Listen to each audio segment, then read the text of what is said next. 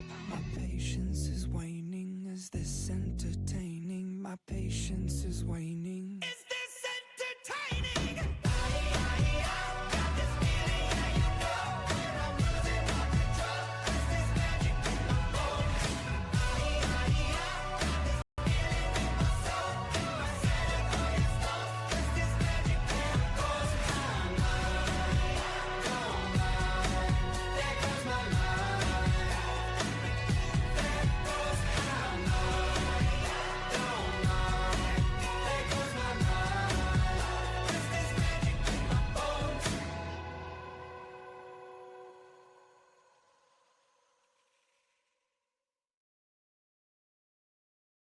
You can do palm reading.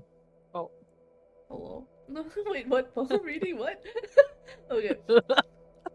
Hello. If it catches me, it's catching my nose. I'm so sorry. Go on. It's okay. I'm so sorry. Okay. Hello, welcome to the third session of The House That No One Built. Oh my god, we're already in the third session, guys. Would you believe that? Oh my god. The third? Oh my god, the hype is real. I will not out a certain player, Sin, who has been excited. Like, I mean, we're all excited. We're eager to get more of the story. Try to figure out the fates that which befell the brothers Cashel. Will it be grim? Will it be hopeful? Will they get out of this predicament? We'll find out in this episode. But we'll do a little recap for those who, didn't catch the previous episodes, which is already a VOD. They're highlighted in the channel, and they will be uploaded on YouTube eventually when Denma has time and energy to do the things like uploading. But for now, I'll give the floor to our lovely game master to recap what transpired last time in episode 2. Actually, maybe one of the players might want to recap. Pwede, Mm. pwede. Not dibs, not dibs. I will volunteer Sincarius as tribute. What the fuck? Voluntold. How dare? Because Okay. I can. Okay, so to recap from what I remember, which Mhm. I mostly do remember, is basically Flynn had woken up 2 days after the car crash from the first session, and Yes. he was bound in a hospital bed. And apparently, they had stuck metal rods into his spine, so he had to deal with that. Then he met Dr. Sylvia Minks, his supposed doctor, that was probing him and asking him about certain things, much to the detriment of his own memory, because apparently him trying to remember too hard caused him to have a nosebleed. Meanwhile, Mhm. the brothers, which is Sandy and Slate, felt like the 2 days passed without them realizing, and then they suddenly remembered, oh shit, wait, where's Flint? And so now they ended up racing towards trying to figure out where Flynn is via the magic that is Slate's hacking, triangulating where Mhm. his phone was, which led Yes. to General Hospital. Or wait, what was the hospital name again? I don't think we ever Central gave a Hospital? name. We just called it City General as a general. Yeah. City General. City General Hospital. Okay, so yeah, so they rushed there, and they met a certain they met as another Changeling as well. I And I, forgot his name. No, no, that would be dude. that would be Sir Felix Southpaw. Of the Kingdom Yes, of the Duke, Apples. Yes. Duke of the Kingdom of Apples. Duke. And much One of to the their big- dismay, much of their dismay, Puku is very hard time relaying proper information by nature. And so while they were dealing with that and trying to reach Flynn, things started to get a bit more uh, dramatic, I would say, for Flynn in this case because of the fact that as he found out that his lover Cecily is the daughter of the mysterious and very concerning doctor who seemed to have a very peculiar quirk of being quite iron fisted, I would say. Mm-hmm. And so as soon as the brothers arrived through uh, through Flynn informing them through a call, uh, Mm-hmm. before they entered, Santi did try to gauge what they would be dealing with by using the magics that he remembered. And the omen that they had received was that of their brother Flynn in the jaws of a shark with Mm-hmm. glasses. But they decided to jump in anyways, and as soon as they got into the hospital and found what room they were in, they also they also realized that this newfound magics that they just had rediscovered suddenly didn't work, and so they were greeted again by Dr. Sylvia Miggs, who seems to know quite a bit about the brothers. That's it. That's a good recap. Yeah. So I guess we're good. We're good to officially start. Yeah. Oop. So I will apologize to my players that because this is a mini campaign, we do not have experience points. It's okay. Yep. And just to remind everyone, this game does deal with a lot of sensitive topics because it is Changeling the Dreaming, which does tend to explore questions about identity, isolation, madness, um, loneliness, and so on and so forth. So just making sure that that trigger warning has been announced. Are we all ready to start the game? Yes, we are ready. Yes. Emotionally, mentally. We start the game seemingly many years ago. And to open the scene, um, Slate, Yeah. you are standing in a very long corridor. The corridor, perhaps for an adult, the corridor is like 90 feet long. But for someone your age who is um, in the later years of teen years, standing in this corridor with the lights out, with most of the people sleeping, is terrifying.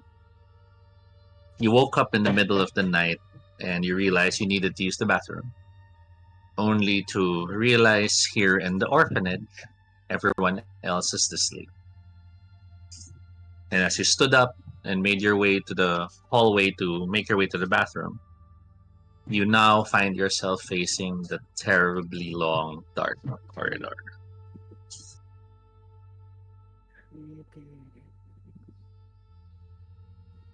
So this is late teens. We could see you're probably around 14, 15, 16, maybe younger. Whatever's the comfortable range of age for you. But this is during the years when you were still in the orphanage. Do I have some sort of light source, maybe? As a kid, what do you think you would have had with you in the orphanage? You can Probably. look at your character sheet to see your stats if you would be the type to have either maybe you hid something that you could use if you're the type with stealth, or if you have crafts, maybe you built yourself your own flashlight. Apparently, I have a knife. Hmm. I have craft. No, I don't have craft. Well, you have stealth as an adult. It's very high. You're also very high within technology as an adult. So it's not unlikely that in your younger years you still had those stats at a certain extent. Ah, yeah, that's true. I probably would have tried to keep a flashlight somehow. Either hiding it from the other kids because I did quite like to take my things. Okay.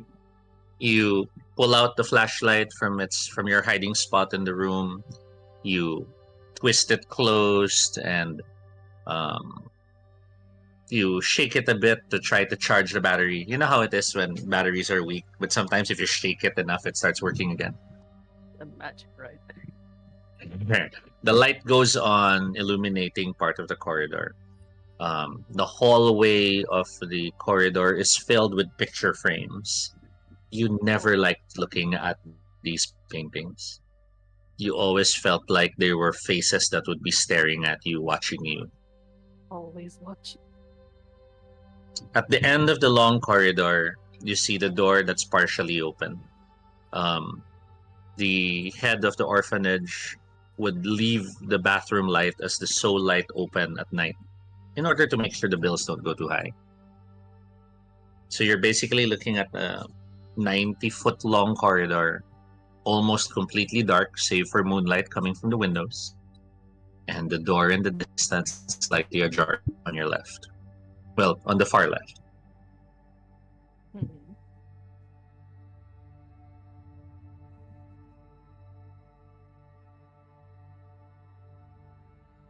Do you walk? Do you run for it?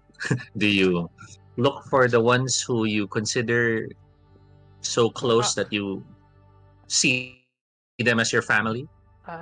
probably would have looked for San, but if he's sleeping like really deep sleep, mm, no one else is awake, right?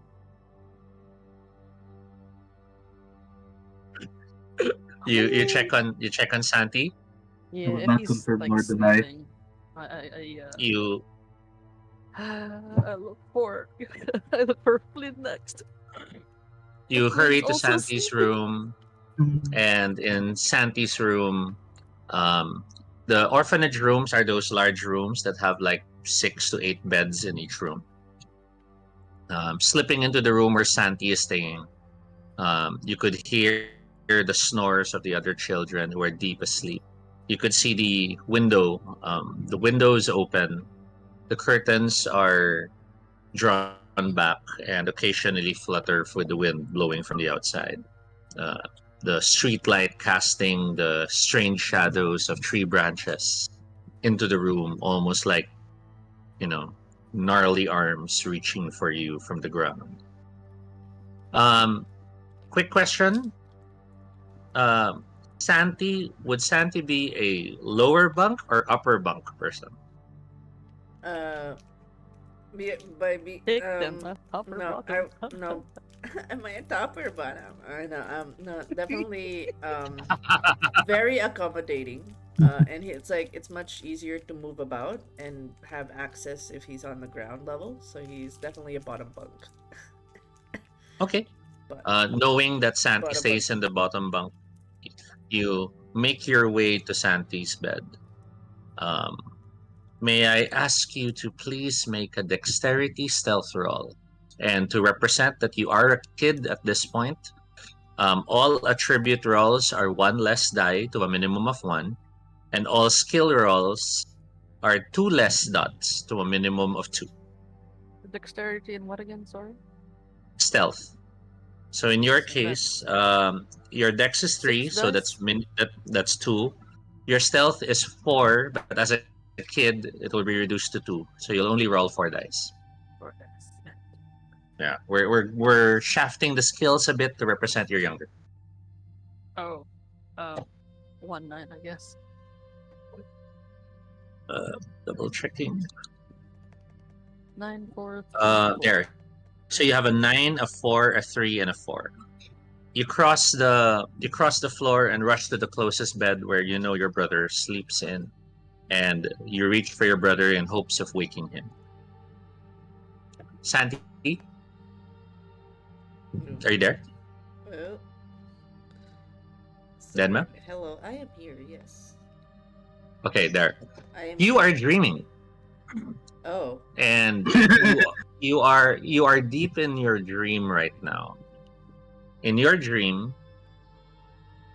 you are standing in a hallway that is um, carpeted from wall to wall in purple, gold, and red. Oh. In the distant end of the corridor, you could hear the feasting, and the cheering, and the celebration going on. In your hands is a massive silver tray with a seven-tiered cake. Oh wow. And this is your cake. This is your creation.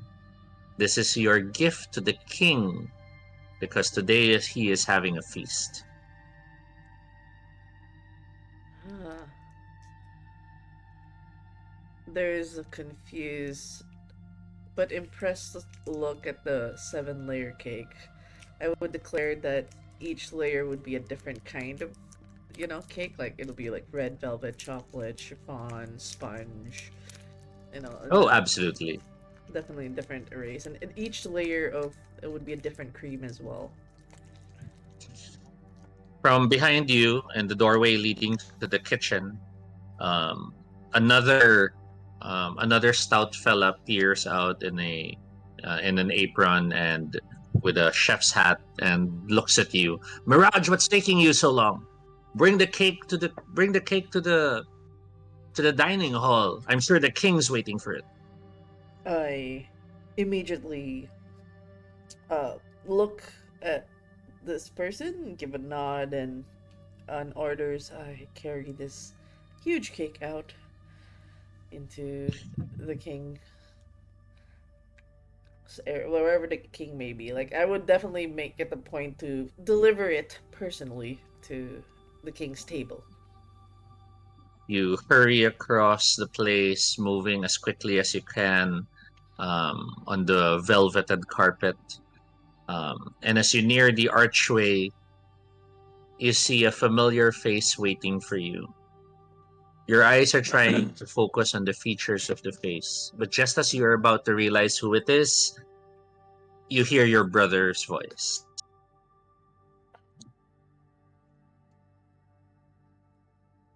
I'm a light sleeper, so my eyes immediately open to see the the bunk, the ceiling of the top bunk, and then I turn my head towards the direction of the voice. Slade, Um, Daddy, it's late. um, it's so dark. Could you go with me? Just to the bathroom. hold on. I feel around for my glasses. You reach around for your glasses, and as you reach to the side for a brief moment, you panic when you feel something soft and wet.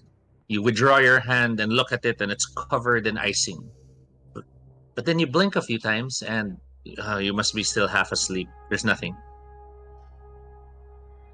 I shake my head, and um, vision still blurry. I'm thinking, I must be craving for some sort of cake right now. 7 layered cake, to be exact. I put the glasses on and I get up, and then I I just let my hand be free for like I don't Hmm. grab for Slate's hand, but I let my hand be free for Slate to grab onto it to hold on to. 100% he takes that hand. the two the two of you hurry back into the corridor. You've so far traversed like an eighth of it to get to Santi's room. Do you now make your way to the other brother's room, or do you decide one brother is enough to traverse the hallway? One brother seems confident enough. Does it San think this is is he confident? Does he look confident, Daniel? I rub my eyes absently and be like, I'm assuming this is standard routine already. I would know that Slate is the type to need somebody to go with him in the wee hours of the morning to make the wee. So I'm just like, all right, sure. Yeah, he seems confident enough. The So two of you start making your way across the hallway, the looming portraits above you. You can't help but feel they're watching your every step. The fear is present and palpable, but you find strength in your togetherness as you keep moving forward. All I can think about is Not like, too. pee. Mhm. Go on. We just need to let Slate pee and like pushing away all the things. It's just imagination. It's fine. You know that effect called the pareidolia where you see faces. That's just Para what's what happening. now? Pareidolia. It's a thing. Some you would see faces on the walls. They start moving. It's just your eyes playing tricks on you. I read it in a book. But it but it's a painting of a person. Of course there'd be a face on it. Yeah, I'm just saying. There's stuff like that that happens. Plays. Your eyes will play tricks on you. Don't worry about it. I give a squeeze in his hand to let him know that I'm still here. Thankfully, you both find courage with each other because you both also struggle with the memory of the stories the other kids in the orphanage have been sharing. You recall how earlier today, while having lunch, the other kids were gathered and whispering to each other about the strange building next door, about how next door, the building next door, whose windows are close enough that if anyone and wanted to cross into the orphanage, they only need to reach their leg out. There is an old man who lives in the building next door. They say he wanders the hallways of that building aimlessly, talking to himself, muttering strange, nonsensical things. He he looks like he lives in that building despite no one else being in that building. Ragged hair, furrowed furrows and creases all over his skin, barefoot, barely barely healthy looking. And many kids have, of course, been daring each other to try to find out what his name is or to try to get close enough to touch him. The older kids, however, talk about how that the old man is actually not just a man, that he used to be someone who would steal away the naughty children or the noisy children and would trap them in his box, a Pandora box that is filled with nightmares and terrible things. How he has a pet, this rotund thing that seems to bounce and roll on ceilings and follow those that he has his eye on, or that he has this strange device that seems to be made of sharp broken glass that he uses to cut away anyone who tries to stand in his way. Many of you, of course, just scoff. It's a stupid story. It can't be real. But the older kids, they warned, remember Sam? We don't see Sam anymore, right? That's because the old man got it. Oh, remember Janet? Janet used to be the tough girl who lived in the second floor, right? Isn't it strange we don't see Janet anymore? There's the thought of them just being adopted, right? The older kids laugh, and we cut back to the two of you in the corridor, remembering those stories, looking at the dark corridor ahead, seeing the feeble light from the door. I'll need you both to roll willpower. Okay, For willpower, you will roll with two less again to represent your younger years. two less.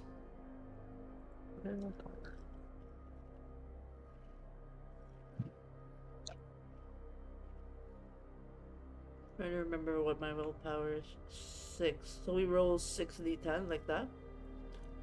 So Santi has a willpower of 6, so you'll roll 4d6.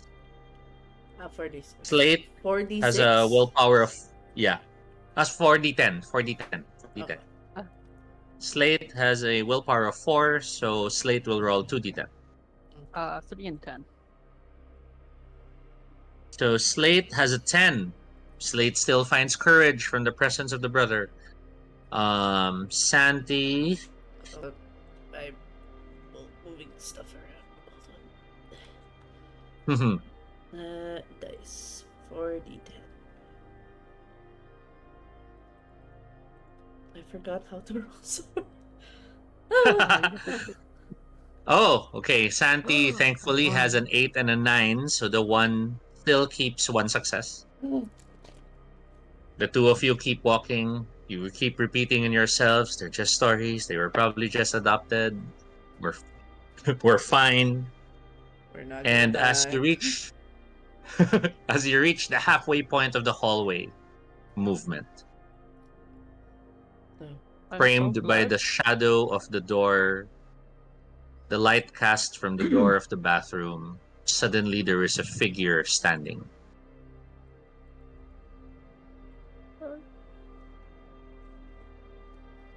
What do you do? I call out, like, against my bitter judgment of horror movie tropes. I will assume it is one of the caretakers of the orphanage, and I will call to them by their name. Would that, however, reveal that you're both not staying in bed? Yeah, But the toilet. yeah, I toilet. think it's valid to go to the toilet. Yeah, toilet is valid. Well, so you'll both claim that you're going to the toilet. I'm escorting my brother, yes, to the toilet. If I don't accidentally piss my pants. Yeah, I will say, like, it's horrible. Like, it would be an upcost to like, it's gonna be a smart ass of, like, oh, it's an upcost if you're gonna let the kids pee on the bed. It's just better to get them to the toilet. You calling out the caretakers' names. You rattle out their names. Mr. Maher? Mr. Motu? It's us. We're just going to the toilet. Yep. And in response, the figure turns to look at you. Slate's going to point the flashlight at them. Oh my The god. light illuminates the figure, and the two of you sigh in relief when you see Flynn. Oh wow.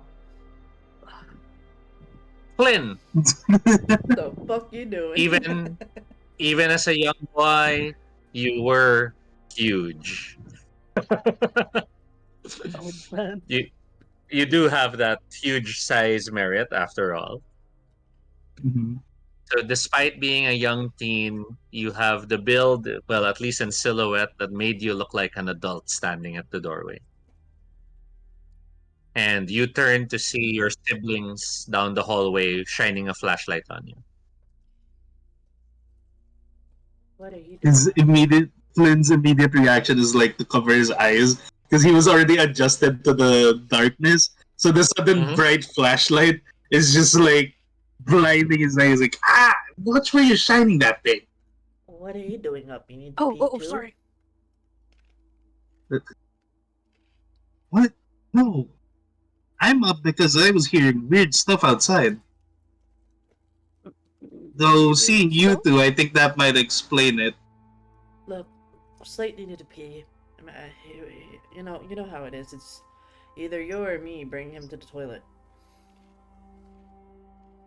Well, I'm here by the door, so you guys go ahead. I'm just gonna keep a lookout then.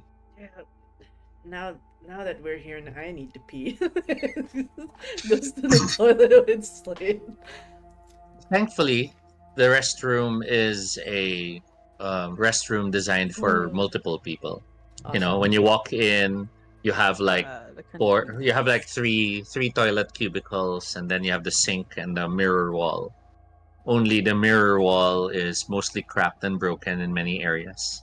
The bathroom has only one window, a narrow toolbox sized window that is above the last cubicle at the end of the wall. Yeah, who needs a cubicle?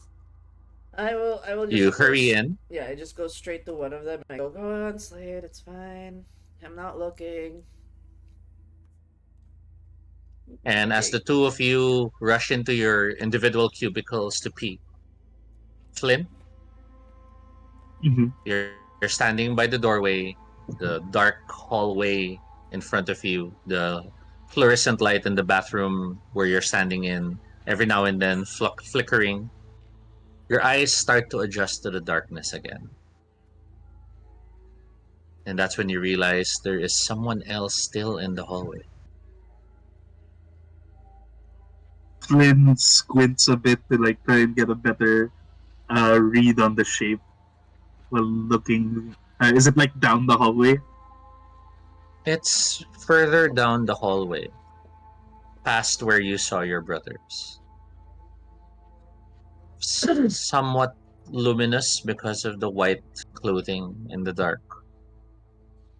The figure is not too tall, but not a kid either. And Flynn then is that's going when you to like. realize, Mhm. yeah, go on, go on. I was gonna say like Flynn is going to like try and uh figure out like who could it be amongst the adults because he practically spends time trying to memorize who's rotating around at what times. You But like, is can there any match? you can attempt a perception investigation roll. You can get a bonus if you borrow Slate's flashlight. I presume Slate, you left the flashlight on the sink. Yeah. You'll, Can't you'll need your hands free after all. So can't chance dropping that in there in the toilet. No. yes, also.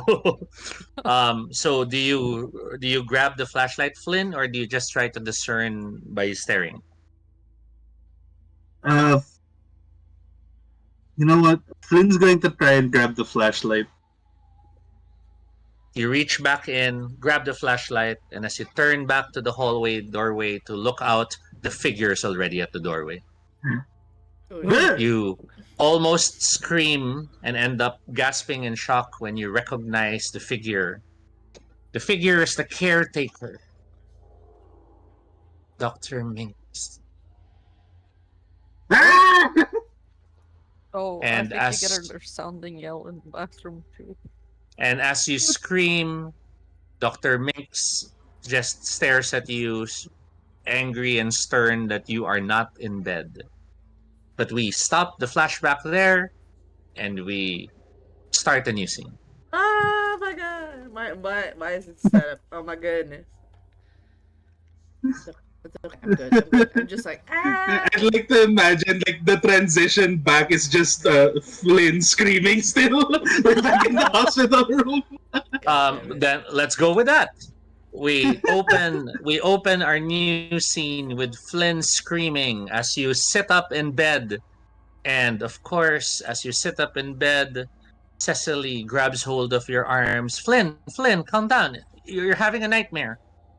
You look around and you see her looking at you with worried eyes. Um, you realize you're in your bedroom. Your walls show the posters you'd normally have. Um, the window is showing it as nighttime.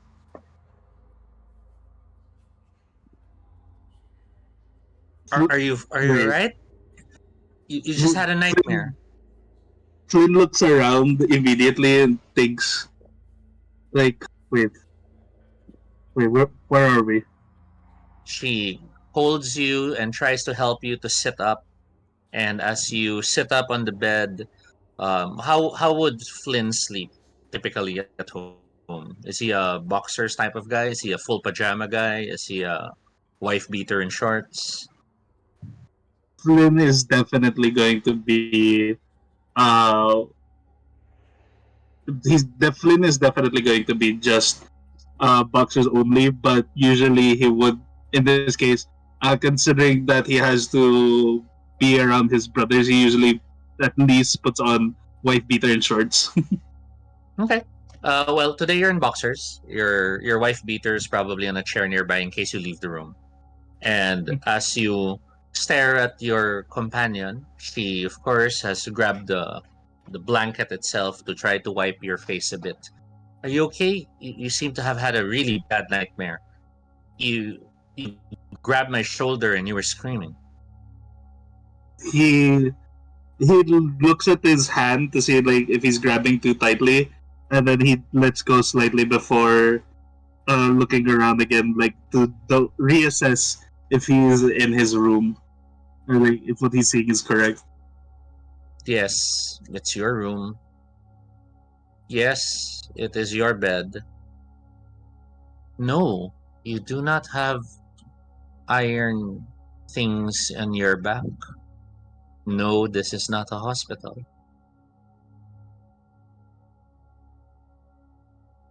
Flynn looks around and is like, when when did I get home?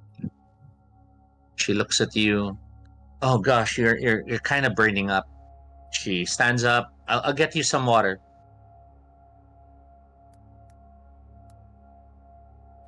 He tries to look at Cecily and like tries to feel like if there's anything off. Well, you don't recall. Well, you tell me. Have you been sneaking in her into your room without your brothers knowing? Uh, Technically speaking, Flynn wouldn't. Flynn actually, to be fair, like the before the car crash, that would have been like the first time Flynn would have brought her home. Mm-hmm. So So you're like it's pondering also over really that. weird. Yeah. You can't recall when she started sleeping with you in this room. She opens the door, and as she opens the door, almost on cue, running into the doorway, Santi, Santi, what would you be wearing if you woke up in the middle of the night? Oh. um. And Uh, this is adult Santi. oh, adult Santi would definitely be the cover type. He's definitely the type that would wear like velvety pajamas, like that kind of the pattern one pattern navy blue or like dark toned Hmm. pajamas. So that's how he would.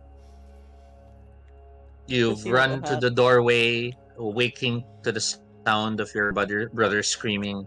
It seems he's still having some traumatic dreams. Maybe it came from the accident. Maybe it's from a lot of the stressors he's been having. Maybe it's even from the traumatic blows he's received from the what you've discovered to be his jaunts into fighting matches. Mm. And you see his girlfriend at the door. I'm getting him water. Can you make sure he's okay? Don't worry, he's dressed. And she walks past you. I just look. Um, how long am I aware of this setup with the girlfriend with the Flynn? You try to think back. It's weird. It's like it's hard to remember how long this has been the way things are. You you recall you recall eventually checking out of the hospital.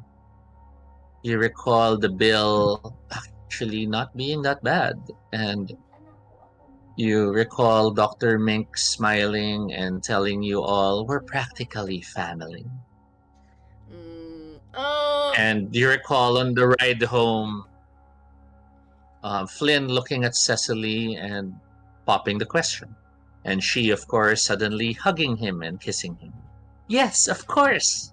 I'd love to stay with you. Um. There's. Uh, But you can't place how long ago that was right now. Can I just ask? So, she's staying in the apartment that we're in right now.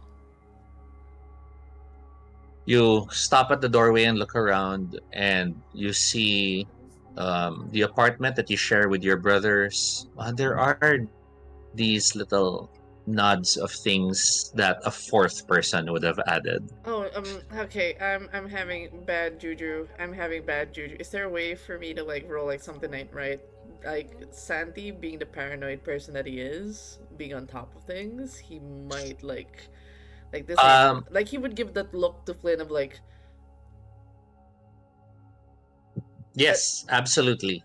Please roll willpower. oh okay. Is it still 4 or is it a 6 D10 now? No, it's your actual rating now, Okay. but your difficulty is 9. Oh Ooh. my. Ooh. Ooh. Ooh. Okay, hold on. Where's the dice? Where are you? Okay, it's hidden behind Abby's face. Vetra, leave the room muna. Alis muna, alis ka muna, Vetra, alis. Wherever you are, please, go away. Uh, okay. Rolling. Ay, isa lang. You have 1 9 Ayun. Ang inang yon.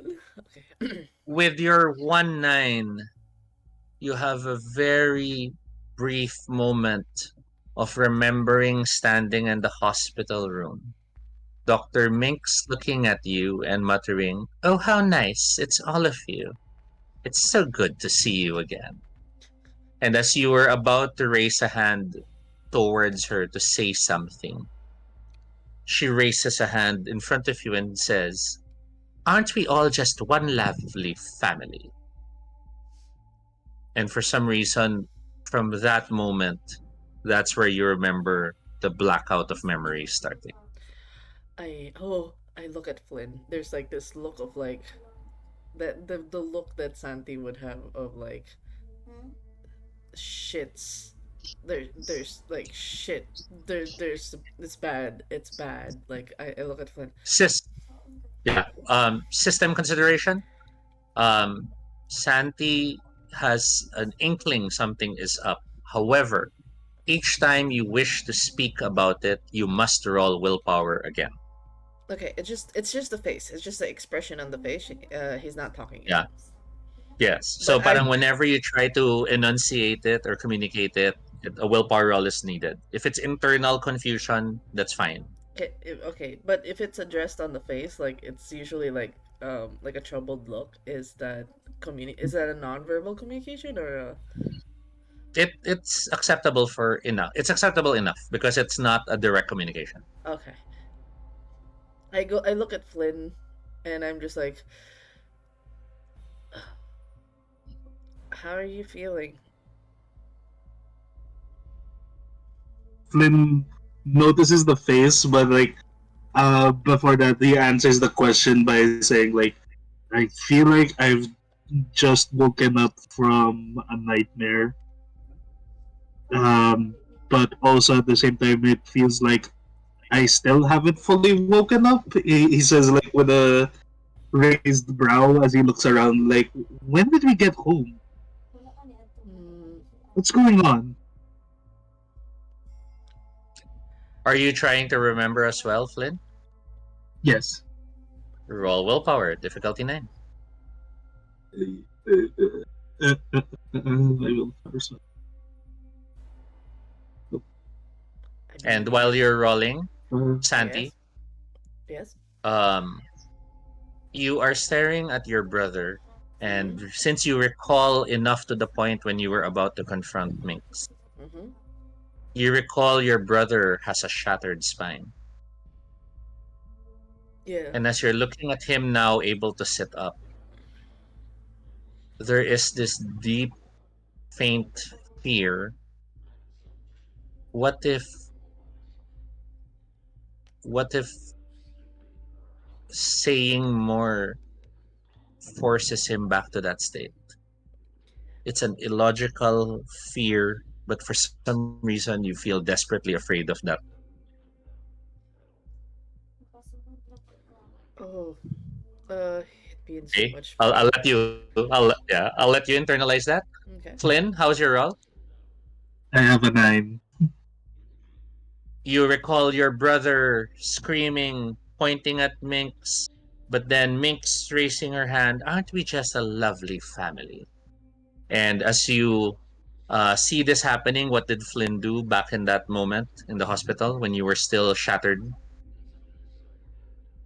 As soon as the last thing he remembers, like, was when she said again, and then as soon as he heard like one big happy family, he wanted to like struggle to stop her from saying that, but he couldn't because of the fact like how his back was at that time since he couldn't move. Do you risk pain and try to chew away one of the bonds? Uh, as far as I remember, the bonds were taken off by Cecily, but the matter was the fact that he had the rods in his spine. Mm-hmm. Right, right. It's kind of- So yes. do you try anything physical that moment? He's mainly like trying to reach out to stop Santi from getting close. Your hand reaches out to your brother, hands extended in hopes of signing to them to stay back. Minx turns to look at you and says, "You're simply suffering from a pervasive paracosim fixation disorder. It's been identified by Dr. Stark way back in the early 90s. You really shouldn't worry. I can help you get past this deep rooted delusion." She reaches a hand towards you. "All you have to do is trust me, and even the pain will go away." And that's where your memory stops for now. You suddenly have the same fear as Santi's character, although you both have not communicated it, which is, why do you have a feeling if you dig deeper, you'll realize your spine is really shattered? Do you embrace the First lie thing, and talk about just having a nightmare? Or do you the risk, first thing Flynn is going to do is he's going to feel his back. you reach back? You feel your spine, you feel your skin, you could feel a little bit of the stitches. They're tender, but they're healed. Do you ask your brother to look at them? Yes. Santi, Oh how shit. do you check your brother's back? Uh, is there a way for me to at least like I will go near it and typical like cuz I'm under the care business, like I would lift his shirt, Mm-hmm. inspect it. But No, I no shirt. You no help shirt. him turn around. Yeah, and I just carefully my hand on the shoulder blade looking at the stitches at the back, but I actually am imagining trying to recall the look of the metal on his back. Is there a way for me I'll to roll? have you. I'll have you roll glamour and kenning. Oh my god! Hold on. Your glamour is 4. Your kenning is 1. So that's five. Is that a five? Yeah. Okay. Yes. Okay. Yes. Wait, hold on. Bye. Hold on. Wait, hold on. Sorry. And don't worry, Slate. I'm about to jump to you.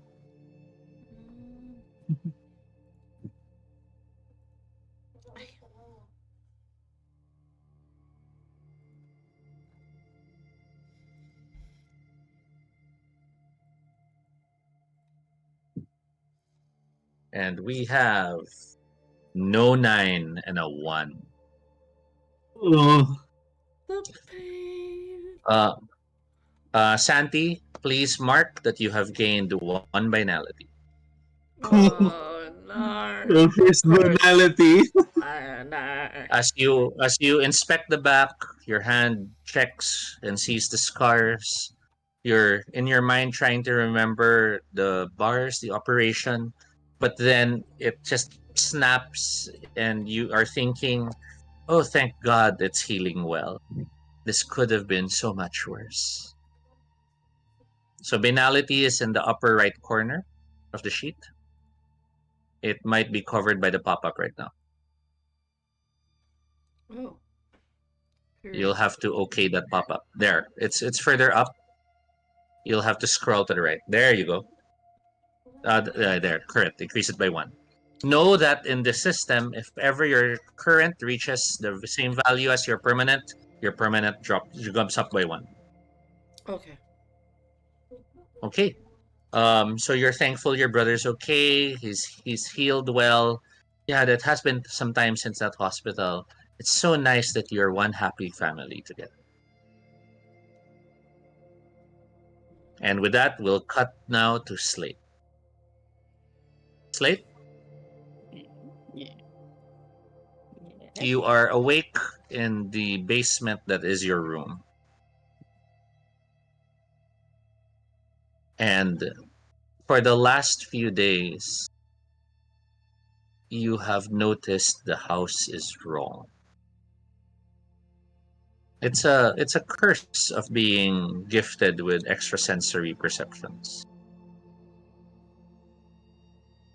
I will allow you um, additional details of what else you've noticed as wrong, depending on how much banality you're willing to take. So if you ask Uh, for, let's say, two more details, then you get two temporary banality, but I'll cite two more things you've noticed. If you choose none, then you get no banality, but you just have the sense that something is wrong. How many would you like? The maximum safe. 3, right? Well, three will bump your permanent up to 4, but it's still safe Oh. generally.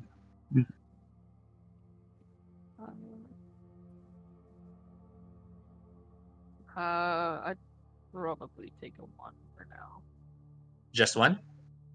Mm-hmm. Okay. Would it be okay So if Mark, later on no, it's only for right it's now. only for now?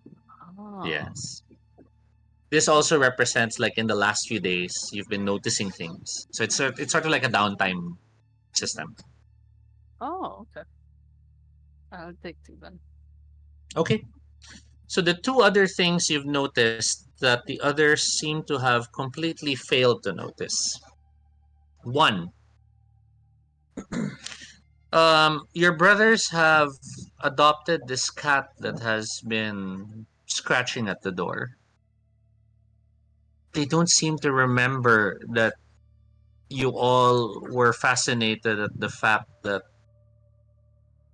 Cheshire, the family cat, was starting to talk. And they seem to have just willingly embraced this other cat, which has showed up in the house.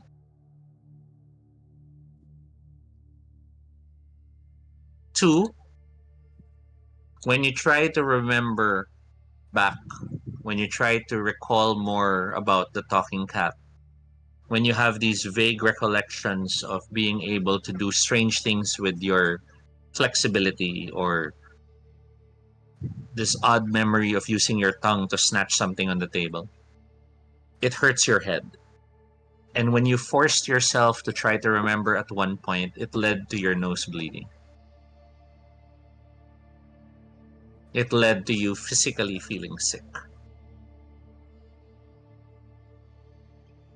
And the last one, which is a bonus, you have noticed someone outside your home occasionally watching from across the street. The Um, old man. no, handsome guy, big ears, short hair, seems to be watching at the corner every now and then, but whenever he notices that you've noticed, he hurries off. Huh. Maybe one of the others have a stalker. So these are your strange things. You do have a memory of the hospital moment as well, all the way to your brother trying to warn the two of you while in the bed. But then you remember the woman touching her face and your brother screaming as he suddenly, you know, that arch when people have rabies? Uh, When they're when like we. balanced on their foot and their head. Oh. Your brother did that, and the iron bars in his back spat out of his back. Oh. And as he screamed, he suddenly stood up on the bed completely whole. And when you started to um, ask what was going on, your brother screamed as the wound started to open again, as if your disbelief of what just happened made the wounds come back. So we're now in current time. You're alone in your room. You're not sure if your brothers know about these things you've realized. What do you do? Checking my phone for if I can find that ghost again. Elliot. In your mind, a ghost. I remember taking a photo of a ghost. You get your phone, you you're flicking through the pictures and you find a picture of the wall that you might have taken accidentally. But then you stop. Was it this picture? You could roll glamour and kenning to try to see the photo again.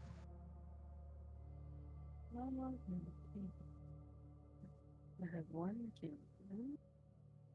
and four glamour.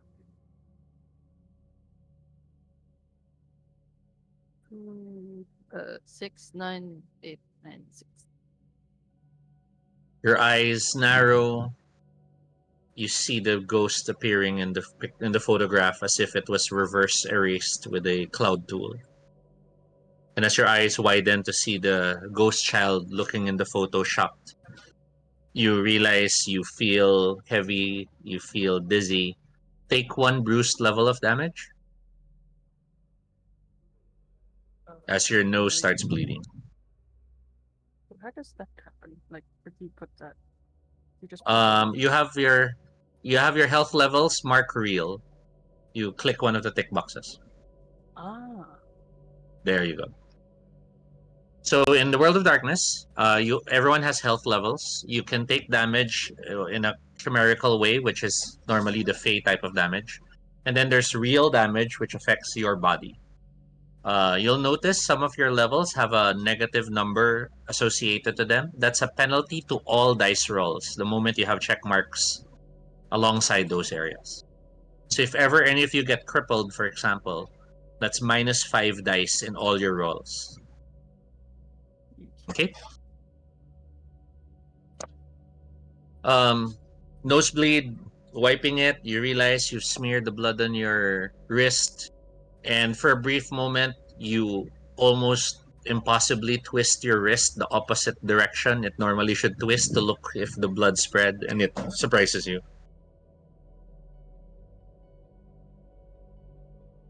I'd like to delete the photo. You press delete. The pop-up appears asking to confirm.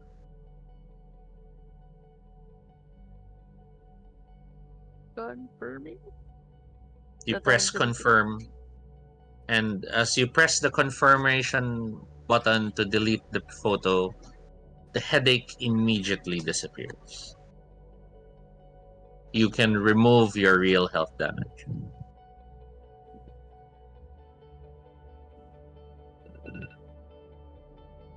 What do you do?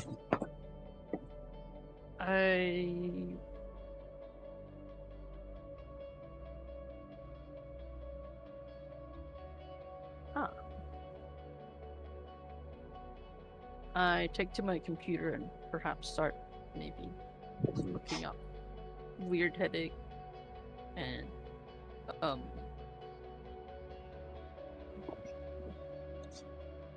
and perhaps like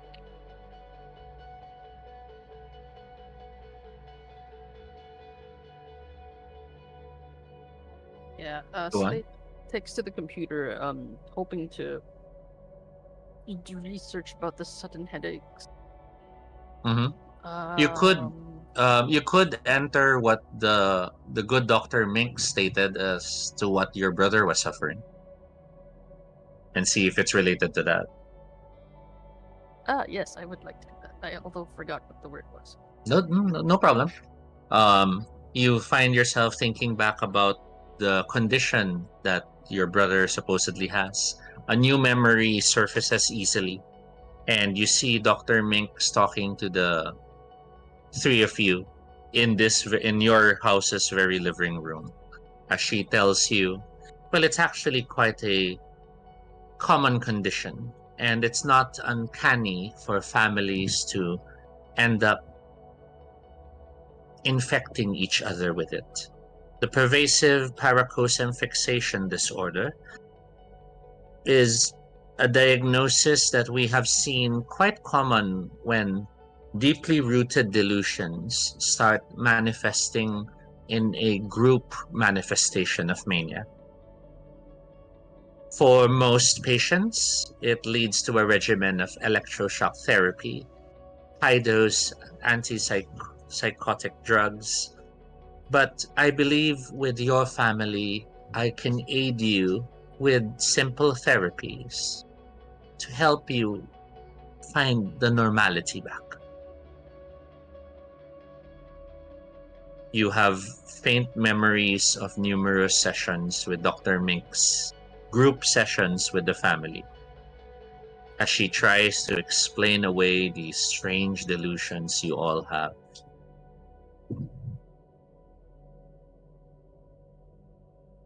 The website search shows that it does exist as a condition. The earliest case recorded is back in 1992, identified by a Dr. Stark of the Bellerophon Institute. He handled numerous patients under his care and eventually published a paper on it in 1999, identifying it as a new disorder, and he became the foremost expert in its treatment. Dr. Minks is listed as one of the people who studied directly under him.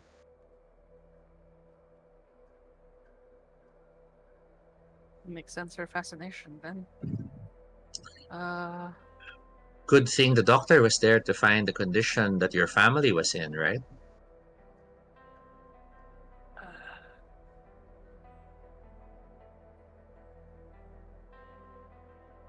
um,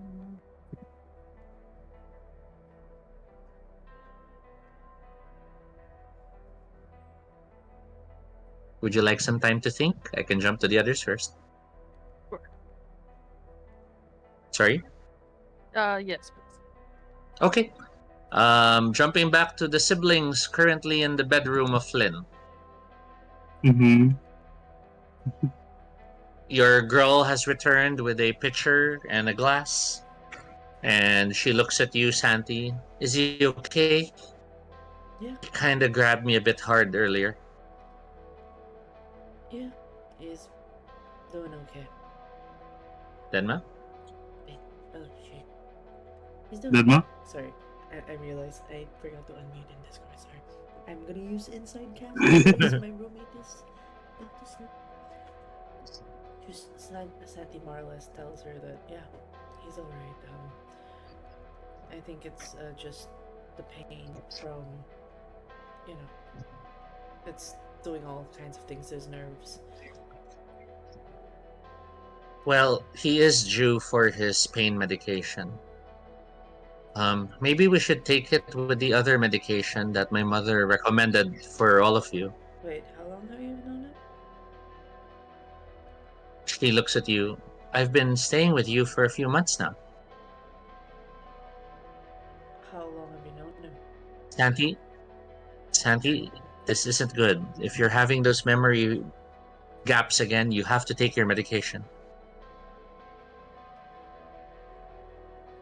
He looks at her, and it's the look of like.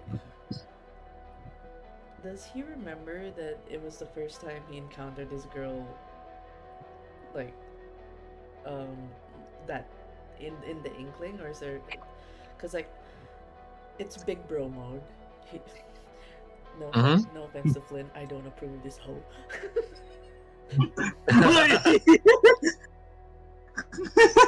Sorry. And she's like, Grabe naman ho agad. no, sorry. Bros before. Anyways, no, he would like to push and see like how long has he actually known this person. He's very suspicious of anyone You that gets close to his brothers. you can roll willpower. Difficulty is still 9. Okay. Because the easy memory that comes in is you're starting to remember the same things as late. Flynn, given the question of Mm-hmm. how long she's been with you, you also have the same easy to remember recollection of Minx Mm-hmm. visiting the three of you often, giving you therapy as she discusses how Is a 10 a the roll? disorder is not uncommon, how it's very easy for the rest of the family to get trapped in the delusionary spiral, Mm-hmm. and how it'll be helpful to get a better grasp on reality by taking some of these pills that will calm down your creative centers in order to allow logic to thrive. Oh my god. Santi, you failed your roll. All of this makes sense. Wait, the 10's not a reroll? Or that doesn't apply in the system? Willpower doesn't have three rolls for tens. Oh, Only attribute skills. and skill rolls Okay, have good the to know. reroll. Okay, good to know. That's good to know. Oh shoot. So right now, Santi, you're still suspicious, but you are feeling, oh my god, I think I do need the pill. No, the thing that's fighting against him is that he generally doesn't like, as a disposition of the character, he really Mm-hmm. doesn't like anyone getting close to his brothers. So that's it's less about the whatever's effect right now, but him as a character. How do we rule that out? Because like, it's a general protectiveness. Well, you can also view it as she protected the three of you from a sickness neither any of you knew you had. The this girlfriend, not the doctor. I'm trying. Mm-hmm. I'm gauging the girl that's associated with Flynn right now, the girlfriend. Mm-hmm. Because as a big bro, it's like, how did like, okay, when did I agree to have somebody outside of the brothers be connected? Like, don't that they've been like brothers strong, apes together strong. Why is there suddenly a girl in the midst? So that's where I'm kind of like trying to figure out as a character. Oh, that's totally fine because you are a fatalist as well. Yeah, You are waiting for this to not work. You're counting the days until your brother realizes this was a bad idea. yeah. Hmm. But why would I allow? That's the thing. Why would I allow somebody outside, even if it's a doctor thing? He's very particular Do with you like, make do you make that a point now to discuss with your brother and ask her to step out? yeah, I would, because this is against bro code. I'm sorry. Yeah, that's why arguments happen in families. So go for it. I forgot the name of the girl. The name of the girl? Cecily. Cecily. Cecily. Can you step out for a bit? Yeah. I'll get the meds later, but I'll. She looks at you. I take She the glass. recognizes I take the she glass. recognizes the tone. You never liked her, and she knows it. Um, I'll check on Slate, and she heads out the room. I actually step forward and take the glass from her because she was pouring it for Flynn. So Mm-hmm. he actually goes ahead and like, it's a way of showing, I'll take it from here. I'll take care of him now, kind of gesture as he takes the glass. Mm-hmm. You're both now alone in the room. I look at Flynn. Mhm. Flynn looks at Santi. I think this has gone far enough. I can't believe I agreed to having her in the house. You know that's not how it works. That's not how we work. We can't have her here anymore. She has to move out. The Flynn looks at his brother and like thinks about it for a bit. Like, look, I know that we've been through this like for a long time now, where it's just us. But at the same time, one of the main things is that I definitely love her. So, like, moving forward, I don't see how this would be a problem. When did you meet her again? How did you guys meet again? I'm trying to fill the gaps on the time you've had getting concussions in your head that you actually got to meet somebody who's giving us essentially drugs now.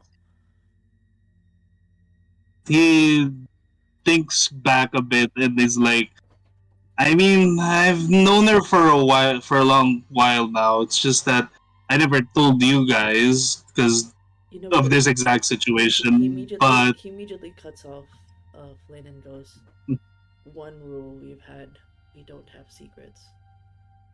Why now? Like, I'm it bothers me to no end that you're willing to hide this relationship from me. Or did you just tell Slate? What's wrong with telling me everything?" he looks at his brother and he sighs a bit because and then he gives him a stern look and he says, with how busy you've been, with how little sometimes you're here, when was the appropriate time to tell both of you at the same time? I would always No, make I never did tell Slate either. I would always make time for you. You know that. You're the one who's always aloof. I've always been the one trying to reach out. I've always been the one trying to get you to try different fucking jobs and getting your skull or teeth bashed in. I tried. Don't fucking say I didn't try. I've made as much openings. You know why I'm bending over backwards getting all these fucking jobs. It's for both of you. I don't need to do this.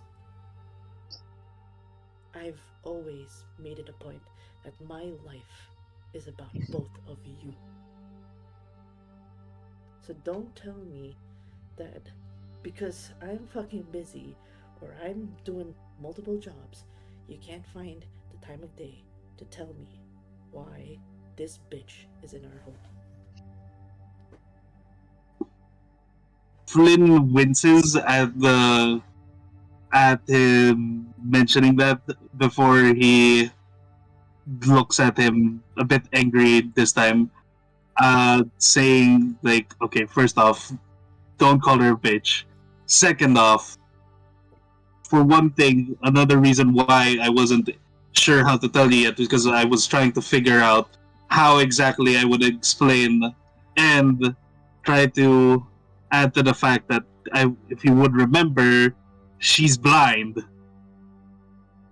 Oh, so this is Uh, charity now? sorry, quick interruption. As you say, this is Yes. charity now. Flynn, please roll six. Double checking. Please roll 6 dice. Mm-hmm. Your difficulty is Santi's willpower, which was 6, but then it's reduced by 2 because you are that intimidating. So your difficulty Oh, is 4.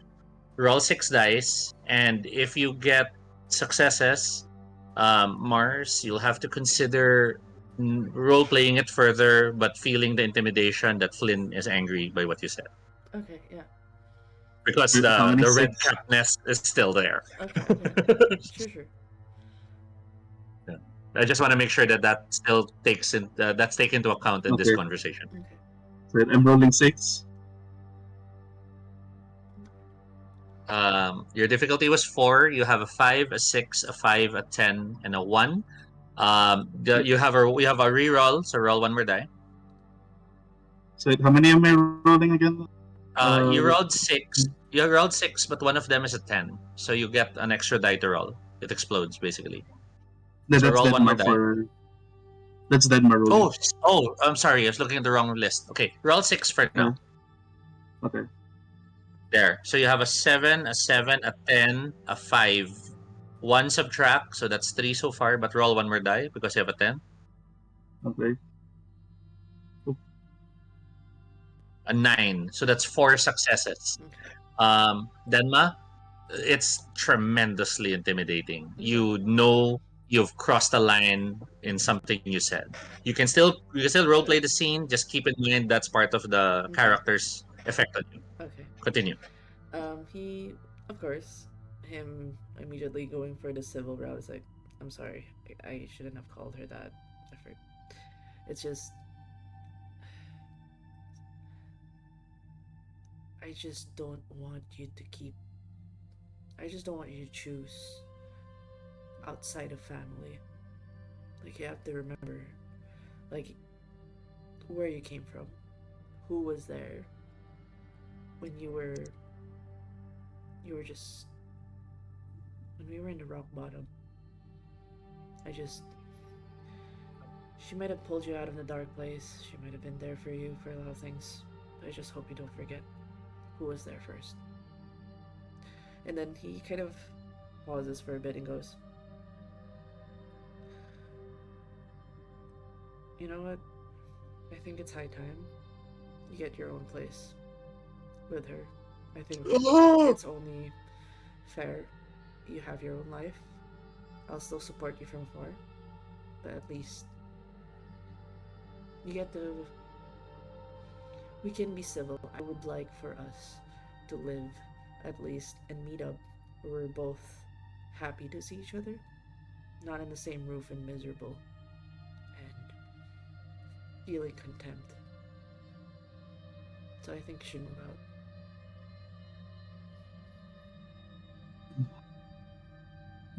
Flynn sighs before he rubs the back of his neck and then looks at his brother. He puts his hands on his shoulder and then gives him a hug. And he's like, I would. If it means not tearing the family apart, then I would. But as of right now, it's not exactly a choice. The other thing is that it's definitely going to be a bit difficult with how currently things stand to try and move out. But I'll always let you know that you're both always going to be my brothers. This isn't going to tear us apart. Just you and I both know that it's never going to be just us forever. And even then, you need to know that I would never go against both of you, I would never go against with the especially family. everything Sorry. with. Sorry, Godfather. Sorry. I would And never go against both of you. I think that's a good point to stop that to cut that scene, and we cut back to Slate. Mhm. Slate, you're still at the computer. You're looking through the things you've been seeing. You're seeing all these articles of other patients who have gone through um, Dr. Stark's methods. Um, you're seeing a lot of very grateful families that they have been rescued from this strange psychosis that is existing out there, which has just so recently been identified. And you hear the footfalls of Cecily heading down the basement before she reaches the door to knock to check if you're awake. Immediately he alt tabs and then realizes, wait, she's blind. You hurry outside. I meet her at the door. Or, well, You wait for her to knock, because it'll be freaky. Wait, why can I hear these things again? Yes, you have that moment. Wait, how am I hearing? You hear the footfalls, the gentle steps, and then you hear her reach the door. So while you're still puzzling over how you were able to hear her that well. The knock comes. It's not painful, but it's you're a bit surprised that you noticed her approaching. Slate, are you okay? Are you awake? Yeah, I am. Uh, hmm. Door open. He opens the door, yeah. Do you believe in ghosts? Um. Um. I think I need to. I need someone to talk to. I hope I'm not bothering you. Sure. May I come in? He moves aside and, watch your step, and here, let me hold your hand. She takes your hand and you realize you feel she's cold. She's scared. Are you okay, or what happened? It's, I know I shouldn't be affected. It's just that your brother really hates me. Uh, he does get that way. I don't understand why he thinks I'm such a horrible person. He's just not used to you yet, I guess. But once It's maybe been he rubs months. off. It's been months since your brother asked me to stay with him, and it's like I don't know why Sandy thinks I'm so horrible.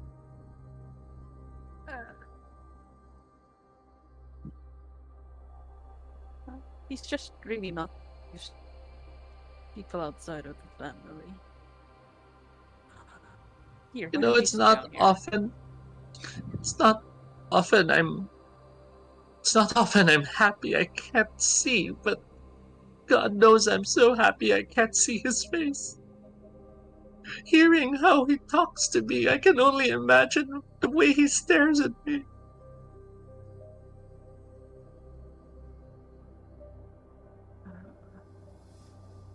Hmm. Don't pay him any mind for now. I hope he would rub off eventually. I mean, you are pretty nice, and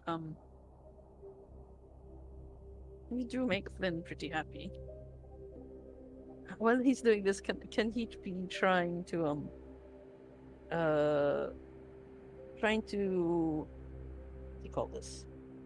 Like he's fidgeting because it's like talking to someone. It's a girl. It's a person that's Mm-hmm. not. He's kind of fidgeting, flexing his hands and taking note that her hands are cold too. Mm-hmm. You hear a soft meow, and you see the stranger cat at the steps, making its way down towards your room. Do you let the cat in the room, or do you close the door? I close the door. I don't like this cat. Rubs me the wrong. Give me the heebie-jeebies. Not our cat. And as you close the door, you suddenly have that. Wait, but where is our cat? And again, your head starts to hurt. Do you stop thinking about it, or do you try to dig deeper? I dig deeper. Ooh, go roll willpower. 4, right? No, it's full. It's your full rating now, but your difficulty is 9 because it's current time. So your will, yeah, it's your willpower is 4. I'm sorry. Yes. Uh, nope. I don't seem Um, to have a none. you have a headache, and then suddenly you realize, no, our cat died in the orphanage. That's why we have this new cat. That makes But, sense. but what were the You more must have recent memories? misremembered. Ah. It must be the psychosis. Must be why the doctor has been helping you stabilize. Slate, I'm sorry. I just feel like Um, I think your brother's what? going to ask me to leave. And and I won't allow Flynn to leave. Your brother needs you both. It's he's your family, and while we've been seeing each other, it's it's too soon if he were to leave your family just to be with me. What do you mean too soon? I mean, he's been It's with been us it forever. it hasn't even And been a year. I mean, oh, I how long were know you two together? um when we met at the hospital, I've been visiting Flynn at the fighting ring a few times. So that's why he You comes know home to what? get all these bruises. It was his voice that I noticed first. As strange as it sounds. Everyone He was else in singing? that fighting ring. No, no, no. He in the ring they have the contestants announce themselves, and while everyone else sounded like they were trying to sound tough. But your brother, he genuinely sounded like he was happy, and it just struck me so differently. I never thought I would hear such happiness in that place, and I just had to know if it was real. So I started coming more often, and I know it sounds foolish, but I felt like I connected with him. And I felt like he could hear me cheering him on, even if we haven't met yet then. Oh. And he's like, this is kind of odd.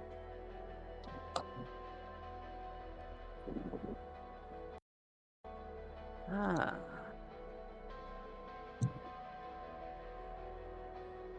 Anyway, I came to remind you to take your pill. Um, it's not uncommon for the symptoms to surface, and since your brother woke up from a nightmare, I was worried that the three of you might be sharing symptoms. It's like how, well, you're a guy, you wouldn't know, but when women live together, women start sinking in a certain way, and I Singing? wouldn't be surprised. Like It's Bluetooth? She shakes her hand. It's best I don't get into the details. Uh-huh. Huh. But you Um, might want to take your pill if you've been having weird moments since I'm sorry I woke you and oh no, I've been awake a bit.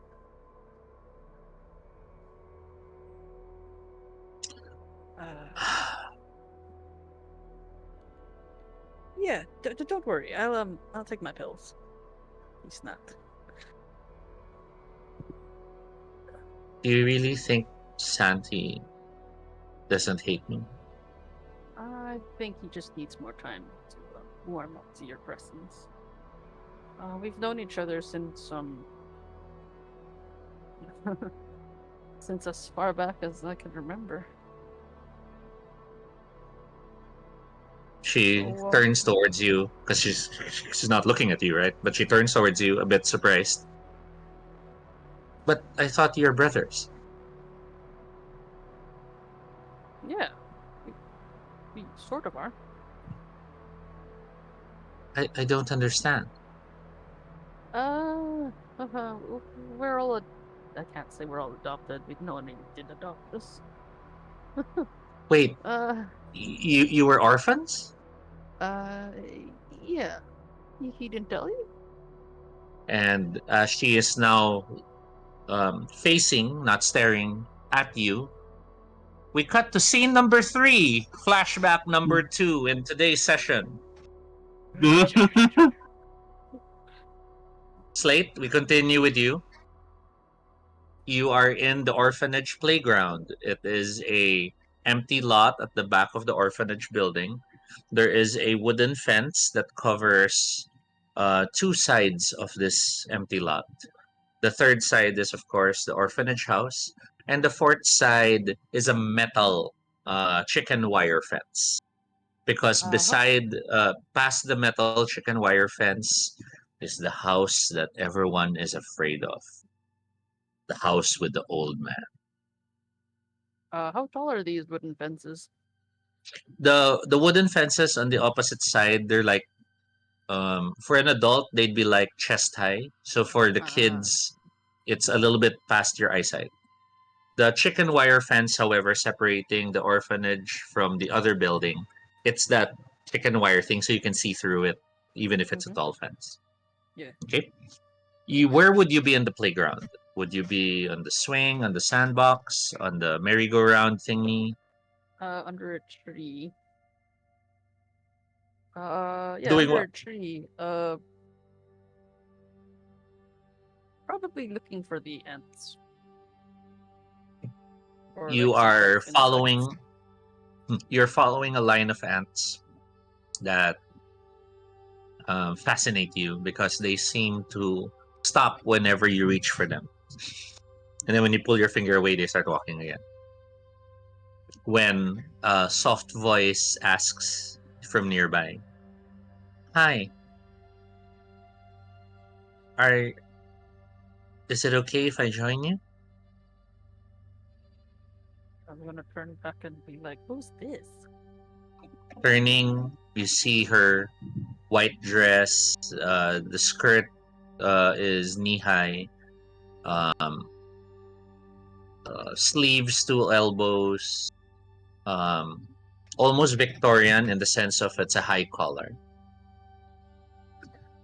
She has a white umbrella that has nice dainty frills on the end. And as she stands there with the umbrella covering most of her face, she offers a small smile as she asks, "Most of the kids don't like playing with me. Can I join you?" Uh, sure, but just don't step on the ants. "They're ants?" You hear her suddenly worried as she starts stomping her feet. And he's gonna like kind of She's grab her nowhere by near the the. ants. She's nowhere near the ants. The ants are near your tree. Oh, okay. But, where she's standing, he's like, "They're ants?" They're not that far from the tree, but just be careful where you walk. "Oh, I was worried they'd bite me. I My mother always warns me not to go near the trees because the ants are there, and they're pretty big ones." Yeah, they're the red ones, and sometimes you get the small black ones. She Uh, reaches a hand out, and you realize when she reaches the hand out, it's not even towards you. It's just in front of her. uh, uh kind of just watching her. What is she doing? Why is she reaching towards said direction? Peering under the umbrella, you realize she's her eyes are open, but she doesn't seem to be looking at you at all.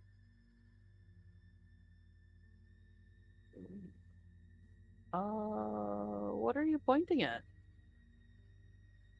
"I was hoping to shake your hand. I'm Oh, sorry. I'm Sess. I'm blind." oh. Hmm. And he stands up and walks over carefully, not treading on the ants. And Hmm. he shakes her hand. I'm Slate. That's uh that's an interesting name. Kinda. Well, it's my name. She smiles, and we cut back to present. You're staring at Cecily. She Do I was sus her also in for the being orphanage. familiar? Do I sus her for being familiar? I wait. Yeah, an orphanage. Uh, hmm. You wouldn't happen to have been to an orphanage before some long time ago? I I'm not sure. I don't really remember much. Mother Huh. says it was because my childhood was very traumatic, so there's many things I've blocked out. Huh. No, nothing about ants or like weird stuff like that. Sorry. I wish I could say something, but not really. You hear scratching. It's that It's goddamn cat coming from the again. door. Yes, that's the cat. It's gonna ruin the paint again. I guess I better go. Don't sweat it. Thanks for thanks for thanks for trying to comfort me. I appreciate it. No problem. Don't worry too much about him. He's just really defensive. He's not used to it. Most likely, will take him a while. But deep down, he's really good. I don't think he Here. even realized how terrifying it was for me to move here. Oh. I mean, it is a whole new place. You haven't stepped on the cat, have you? He smiles. I guess I should go. Here, let me help you She up the stands up. stairs. Then. Yeah, I still don't know where the door is in this room. I She got you. takes I her got you. hand. She no longer feels as cold, thankfully. And you guide her up the steps. Santi and Flynn, would either of you like a joint scene as they go up the steps? Do you meet them in the living room? Before that, I just want to add, Yeah. while they're going up, for Flynn is just going to be looking at Sandy as he speaks and says, honestly, the main thing that I was worried about is because of the fact that having to tell her that that we're family but not related. The whole orphanage thing, considering the fact that most people seem to see it as like a package deal type of shit that they don't like. I go So full. I was kind of trying to feel it out I go full with pause. her about that. We've lived with her for months, and she doesn't know that we're not blood related. I, It thinks back in Flynn hadn't told her yet. Now that he thinks about it, which he was planning on telling her on that day that before the car crash.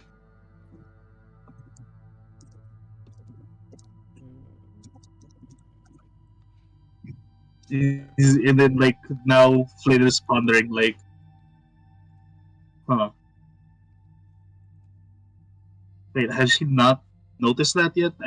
I mean, considering how different you and I look, as he looks at Sandy and they think back of Slate very differently looking brothers. um, yeah. Of course we don't. We're, of course, it's easier on social interactions to just go, yeah, we're brothers, instead of going, hi. I essentially became your guardian. And we just took under the same last names because it's just easier on paper, which by legal means took a while, bit tricky, bobs and weaves over there, but of course it's just easier to say we're brothers. I get that, but she has to know. And I know you love her, but love can be blind. Sorry. He raises his two hands, sorry for that. Um, Fine. it just. Slate, Slate, can you bring me to Flynn's room? I think I'd like to speak with all of you.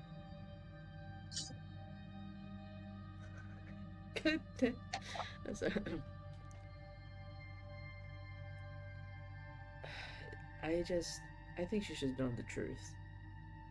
Where we came from. Sure. If you're planning to live with her for the rest of your life, she has to know everything. We go by the casual creed. No secrets. Slade opens the door a little too violently. We hear a You all hear, yeah, you all hear the door. You hear the cat. and the door closes quietly. What does the cat look like? It's not our cat. It's a cat.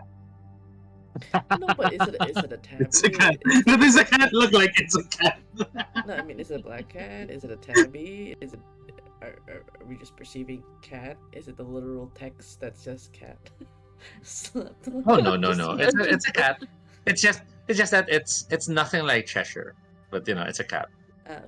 So Is it? if it's a spotted cat or a cat with a solid color, it's up to you.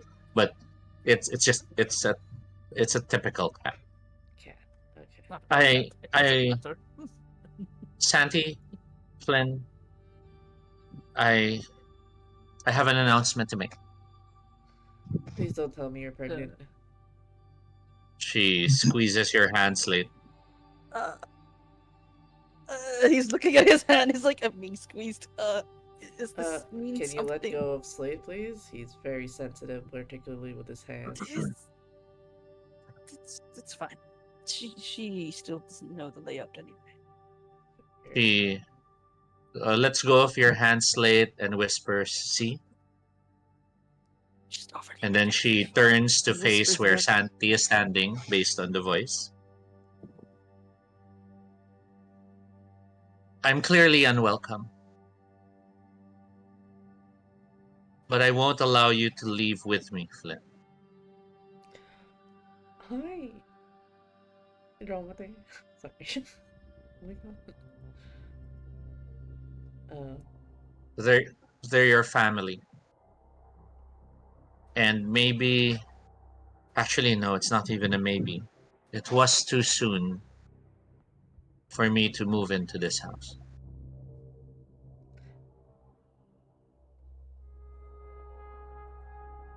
Flynn, Slate is Flynn immediately picks up Slate, swaps places with him, and then. I'm sorry, that was my first thought. It's like he's just gonna immediately pick up Slate and just swap places with him real quick Slate willingly before. moves. But he is looking at Santi a little bit. That's kind of mean. Flynn She immediately. holds. Yeah, go on, go on. Yeah, Flynn immediately takes Cecily's hand and reassures her, like, look, I know it's a bit rough right now, especially with how Santi feels about the whole thing, but don't worry. We'll we'll definitely get through this, but probably would be best for right now, at the very least, if we try to take it a bit slower then. Maybe a bit of time till things cool down a bit. And it's just that it definitely feels all too sudden. I had planned to like make this a bit of a slower, gradual thing. So it just feels like I there's definitely something. I Like agree. there's a lapse here. I totally agree, and and your brother's right. She turns to Santi again. I am an outsider, and his feelings about my presence here are completely valid. You had asked after my family had paid for all your medical bills. I should have realized you were just trying to show your gratitude back. And that was wrong. I should have said no. I was selfish.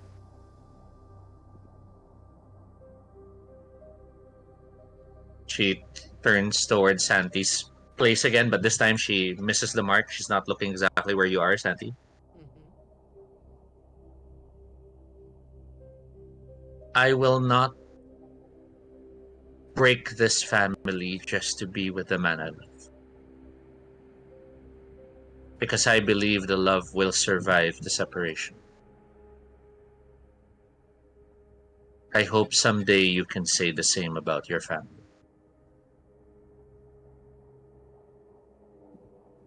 Santi just has this like Mona Lisa smile because he is insulted with what you just said, but he chooses not to say anything out of consideration for his brother's feelings. He is She turns. Yeah, go she on, go on. she A thing though lingers in his head, as it's mentioned that her family paid for all the medical bills. Usually, like given his fatalism, there's always a price. No one's just. He's trying to go back to his head, like, what did he agree upon with this, like, all medical bills are paid? This isn't charity. There's clearly something involved. Is there a way for him to dig into that? There's, like, if he could find an ulterior motive. Um, um, you can theorize, but officially you do not recall anything. There was no there was no promissory note, there was no deal Oh, or exchange expected. It okay. was literally a we're handling the bill. The hospital, the doctor is part of the hospital, and she's handling the bill. Ooh, it's. Uh, Your fatalism can say maybe there's something planned and we just don't know it yet. can. Is it possible he would interject when she brought up the medical bills and everything as she's walking away? And she goes, he will just ask, Why did your family why did your family choose to cover us? Or essentially nobody's outside your own family. We're outsiders Ah, too.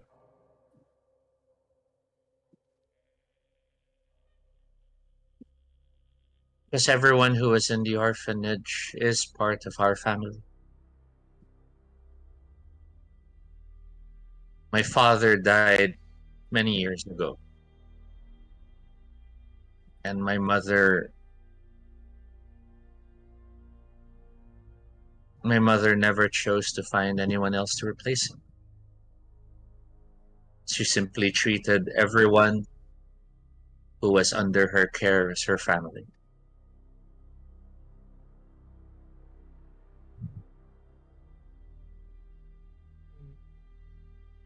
Flynn's eyes go wide at that, and then he looks at her as like, "Wait, you're not related to the doctor?" She turns to you and mutters, I was one of the first orphans at the orphanage. Oh my god. Blade. Flynn thinks back, and then like, "Wait, which orphanage?"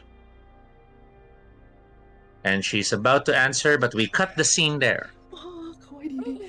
Oh, my no roommate. suspense. My Yes, roommate is this is asleep. that kind of TV show. This is that kind of TV show. Oh my god. My roommate is asleep. I can't yell. I can't yell internally. we we cut we cut forward to scene number 4. Oh my Santi, god. Yes. you are at work. Oh my god. Tangina. Putang ina. You are at Gising work. ka pa dyan, Marsa. Tangina. And what job are you at right now? That would be support work. In uh in home, so that would be an on call. He would be scheduled to go to certain houses of old people outside of the facility. Those that don't like opt to not go to like home care and stay in their houses, but would Mhm. need assistance. More or less, he would just stay there for a couple of hours, make sure that they get their medications, food, and all that. So he would go in. He'd be in his scrub suit, and have his gloves and whatnot, his mask as he enters whichever home he would be on call with. Okay. You enter the home of an old woman who has been part of the service, I guess, lack of a better word, for the last few years. Um, she looks up and smiles as she sees you enter. Oh, Santi, you're here again today. I was worried if you would still come visit. Oh, I'd always be here. I know how you like your tea. Do you want your tea? No, not today. Today's a special day. Oh. I'm celebrating my birthday. Oh. Oh, he would he recall that in his in the client file? You check the file. Nope, her birthday's in 2 months. Oh. Oh, happy birthday. She probably has dementia. Shall we? Shall we have some wine? And yes, she has wine bottles filled with water in her fridge. Oh, she goes, by all means. Do you want me to pour a glass for you? Let's use the special glasses. Alright, let me wash them first. That's alright. You go to the sink, you wash the glasses. The house is a little bit in disarray, as expected. I make I a was worried if you'd still show up. I heard your brother got into an accident a few months ago. pause. Uh, I don't usually talk about my family during work. So it's like, it. Wow. Accident? He's doing alright now. Yes. Oh, that's good. That's good. It's always easier to bounce back when you're younger. Mm. Oh, he goes, oh, did you take your medicine already? No, I don't like my medicine. No, It makes my head heavy. I see. Um, he kind of goes, though you might need to take some, just to, you know, it might go well with the wine. No, I don't like the medicine. All right, we don't have to. Makes a mental note that she has skipped medication. And You mark it in your mark it in your chart. yep, I just on the app, and then he goes, oh, I don't remember telling you about my brother. Oh, I asked the other one that came in when you were absent. Even more suspicious. Like, does it go out? Like,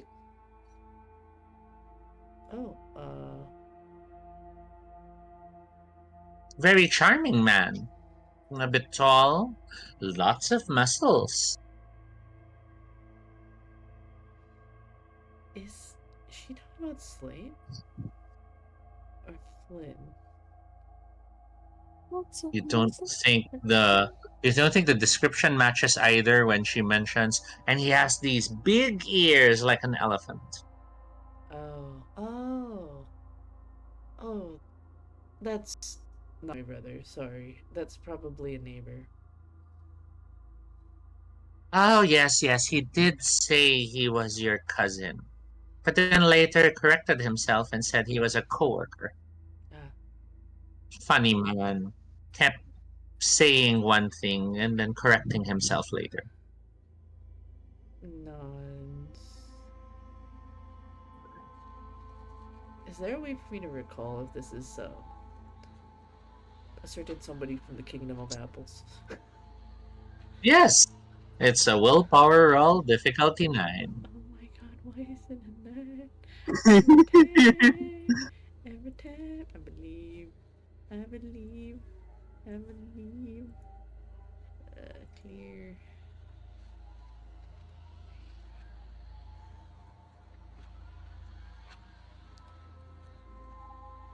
Fuck! Fuck! Fuck! The dice are against me. So, so we have a 10 No one. and then a 2, 4, 3. But then you have two ones. It hurts my soul. It hurts my soul. Your head aches. You're trying to think of your coworkers, and then you get annoyed trying to think of your coworkers. You shrug it off, and it's not important. Ignore. Yeah. And she mutters, "You know, he did leave this wonderful gift for my birthday. It's in the fridge. Well, it's in the area close to the freezer. Can you get it out?" Oh, sure. I head on over to the fridge. And as you open it, you see a small box. Opening the box, you see something wrapped in foil. She continues, "He says that it was made by his mother. homemade apple pie. I And see. as you peer inside, yes, it's a baked apple pie. Oh, would you like me to heat it up?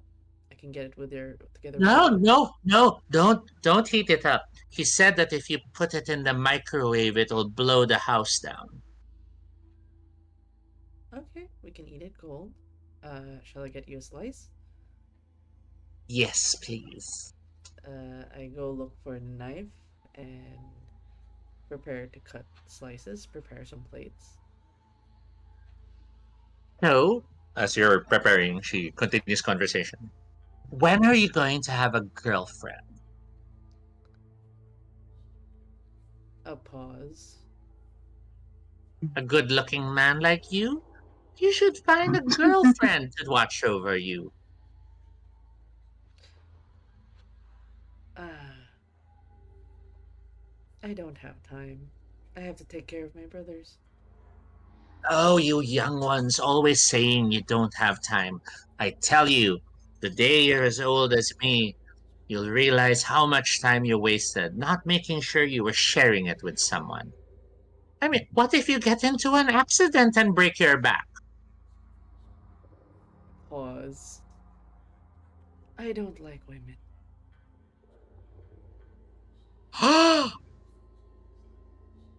Are you telling me what you're telling me? He goes, I have my preferences. Oh, so you're what they call a gay. Oh, I forget. Probably wasn't in your time. I heard a lot about people who are a gay.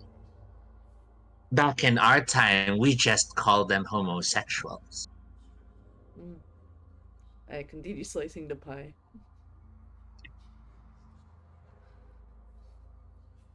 So,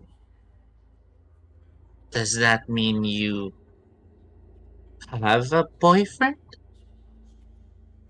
I don't have time. Oh, you young ones. She looks at the pie. Is it ready?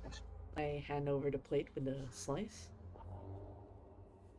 Well, we have to sing first, right? Oh, of course, of course. I start give this slow clap, and sing in the most monotonous voice. Happy birthday to you. Happy And birthday. as you're singing, we transition dissolve Yeah. to Flynn at work. What would be your work today, Flynn?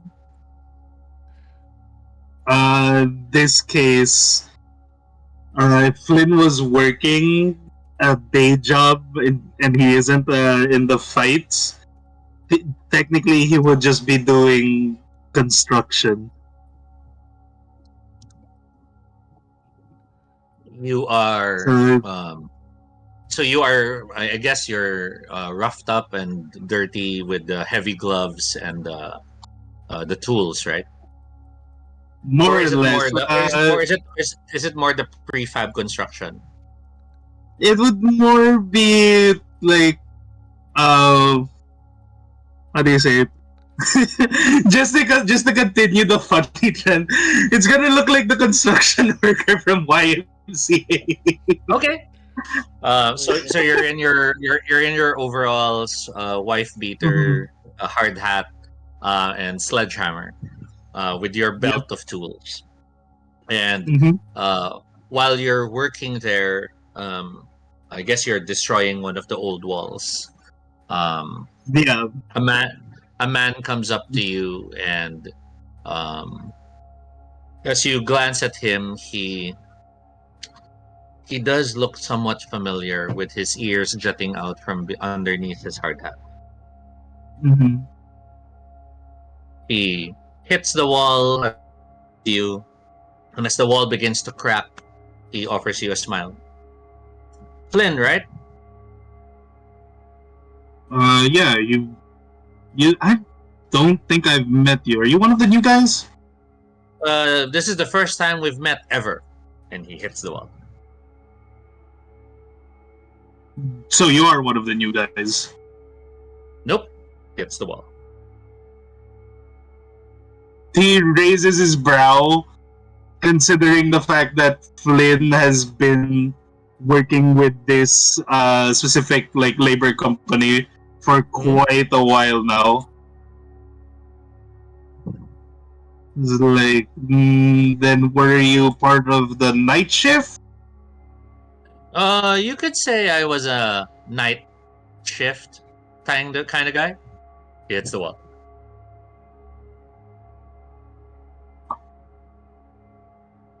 Flynn like, hits the wall as well. Though when he hits it, it definitely has a bit more force behind it than he does, and he looks at him. All right, well, I don't think I caught your name. What's your name? Turns to you, Felix. Although Felix. my friends call me Duke. Dude, that's a very far off nickname, but not the weirdest one I've ever heard of. So, how do you? What brings you here, Duke? Or rather, actually, better yet, how do you know me? Oh, I was just working, and you were working on the wall, and I thought it might be nice to break the wall down and get the truth out, if you know what I mean. Flynn raises a brow because as uneducated as Flynn is, if there's one thing that he knows, it's that that definitely isn't a fucking saying.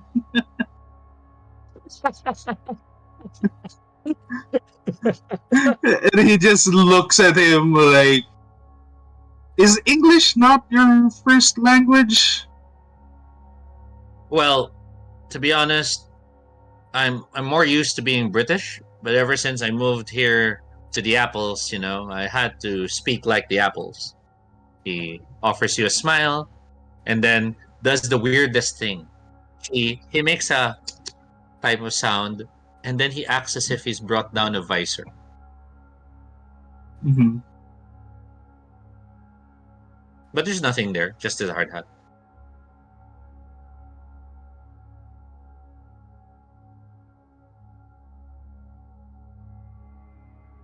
He looks at him is like, all right. Wait, what do you mean apples? You mean New York?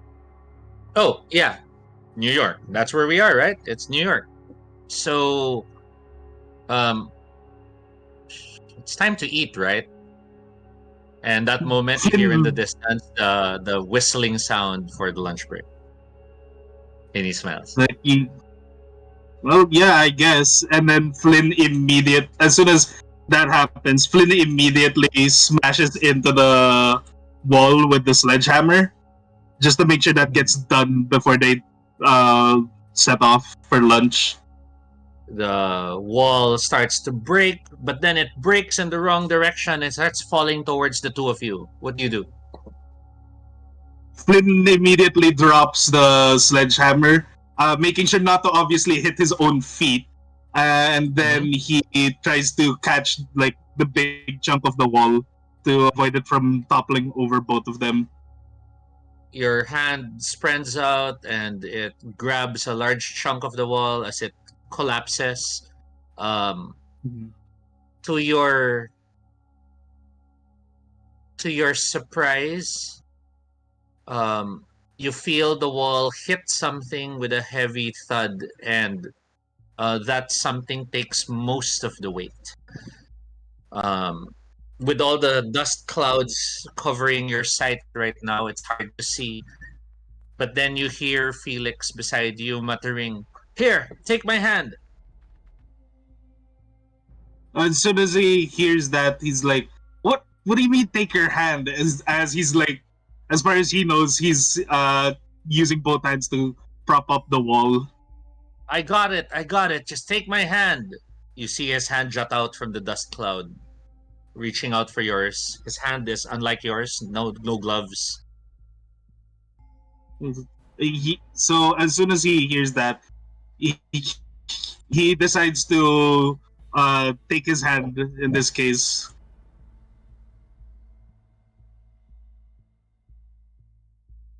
Sorry, I think you cut off. Uh, You yeah, decide he's to going to take take his his hand. hand. Yeah. Okay. Your hand claps his. You're surprised that the rock doesn't start tumbling in the area where you let go. But just Mm-hmm. before the dust cloud parts, we cut to Slade. Slade, Yes, in the basement. you're staring at the email, and the email is showing you simple task best discussed face to face. And it's quite a generous offering of money. Is it a too good to be true type of offering? No, but it's definitely higher than the usual watching for infidelity rate you get. Huh. The address, though, Yes. for the meeting place catches you by surprise. Don't tell me it's It's one just of the outside. buildings. No, no, no. It's one of the buildings in town. It's a toy company. Ooh. Parang Toys R Us or something like that. Mhm. I guess we're going out. And he's like, oh no. I take my trusty pocket knife, or my pen, really. Mm-hmm. It's just a very Pen sharp knife. point. Huh? A pen knife. That's cool. Mm-hmm. No, just a pen. And my what do you call them? My hoodie and my phone. I let San know that, meeting client. Wait a second. I can't tell him this client. Going to pick something up in um a toy store, and we like D&D figures. Can't make reservation Can I online. make D&D I, figures? D&D. Message sent. You step out of your room and you see someone at the top of the steps. You're a bit surprised because you know your brothers are both out. But then when you blink, there's no one there. Then the cat is nowhere in the vicinity. You see the cat in the kitchen, sunning itself from the sunlight coming through the window. I'm gonna close the blinds and then leave. The cat looks at you, and you head out. Mm. Travel to town. Downtown is quite easy. You have resources, so you could have Ubered if you want. Or did you take public transport? Couldn't Uber. Yep. Heading down from the Uber. The building is a high-rise building. Um, it says um, it says um, wait, where's that? It says makers of fun. There's a fun. And from what you know of the company, it's a very wide brand. Just as Lego now has all these different franchises, well, there's Harry Potter Lego, there's Star Wars Lego, and all that. Makers of Fun does action figures, but then the action figures are all sold with pieces of a playset. So the more toys you have, a bigger playset you can create. That sounds like fun. Getting to the front door and stepping in, security let you pass, and you're approaching the front desk when a very polished looking um, man with dark skin and curly hair and beard notices you and walks up to you. He he's wearing a almost purple suit, and as he offers you a smile, he mutters, "Sorry, what is your character's known name as a hacker?"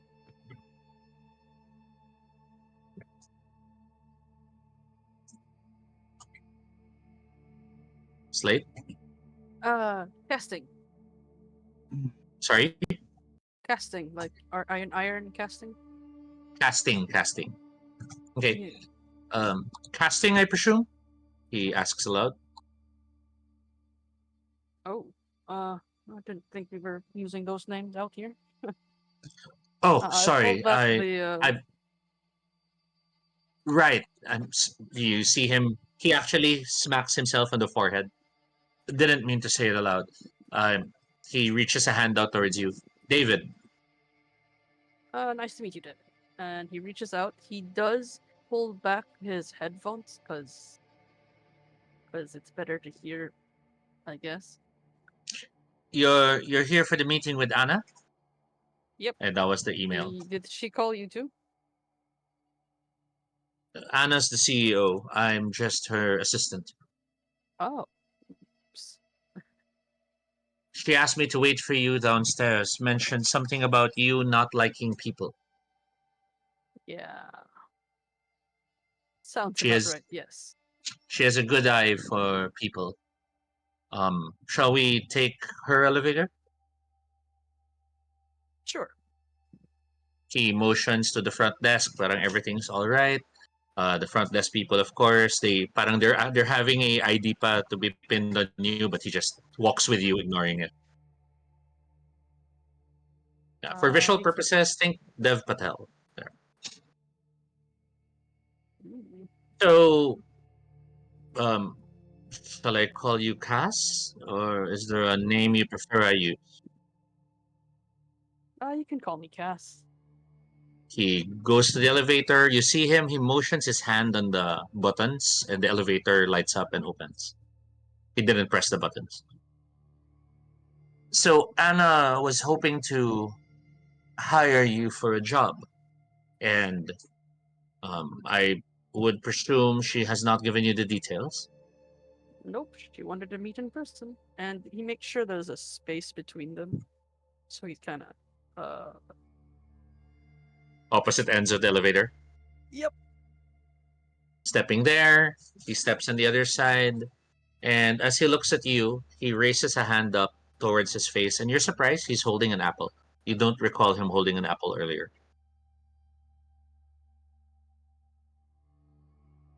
How are you with fairy tales? Uh, pretty decent, I'd say. Why? Um, of course, it's the mission. Given you might be taking a job with Anna, it would be more suitable if you were, of course, familiar with the things that we involve ourselves in.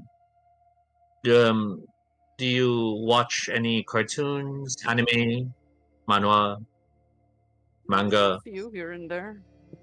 Most of the time, busy. What about The toys? Do you collect anything? Perhaps My Little Pony, Dungeons and Dragons figures? few of the latter. How about you? He holds the apple to his mouth as if he's about to bite it, then stops himself.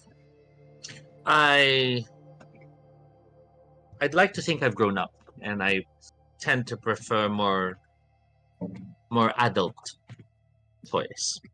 He smiles. Oh, those kind of toys. I see.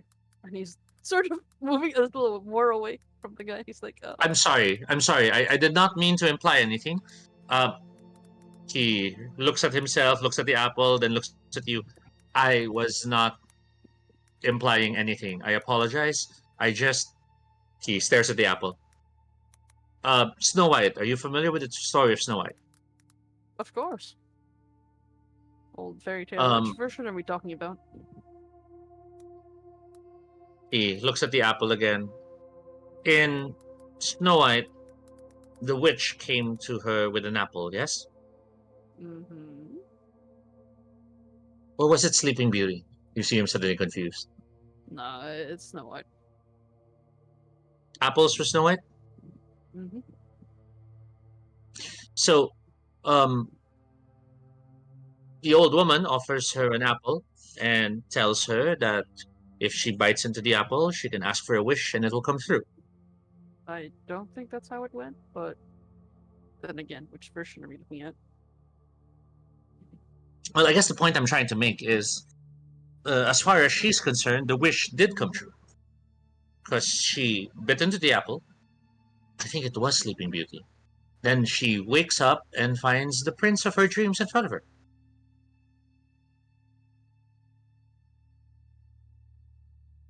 So what does this got to do again with the job? Oh, he takes a bite into the apple in his hands. I I guess I just wanted to say that the more you know about the stories and the toys, the better you'll be at the job. Oh, I Would you see. like a I bite? see. Tempting, but you already took a bite. Oh, he reaches into his side and pulls out a small pocket knife. Flicking the blade out, he turns the apple to the clean side and starts carving a piece of it from the clean side. Holding it with his finger and knife, he offers it to you.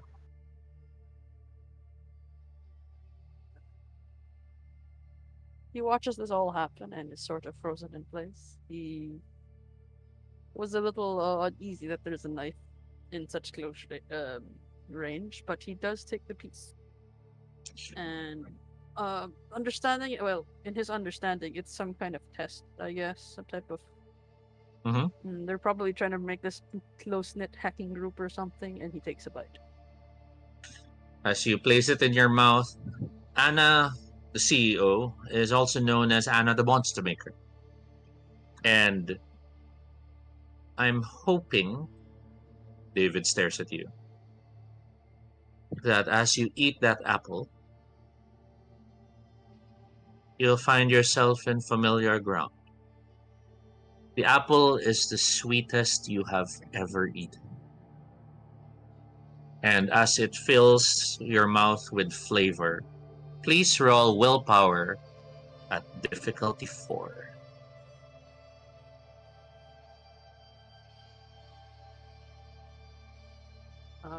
10, 5, 5, 7. Light, blinding light, and you realize it's coming from yourself. You realize you are emitting light. It is emitting out of you so brightly that you are blinded by yourself. What do you do? Uh, I can't cover myself, so I have. I probably look away or look where it's not reflective. You turn And facing the back of the elevator. You try to see if there's a way to keep the light from blinding you. When the elevator comes to a stop, and you realize there is a door on the back of the elevator that was not there earlier. is what's his name? Is Dave reacting in any way? You turn your head to look at David, and as you look at David, you are stunned at how much more beautiful he is now. Earlier, he was an attractive man. He's probably like appearance 4. Now, he's appearance 6. Really? Ooh la And la. and in the world of darkness, humans have a maximum of appearance 5. As he Corridor looks at forever. you, smiling, you could almost see stars glistening in his eyes as he mutters, "There you are." And he smiles. So bright. The light starts to fade, and as it fades, you look down at yourself and realize the light has now withdrawn enough that you've turned completely pale white.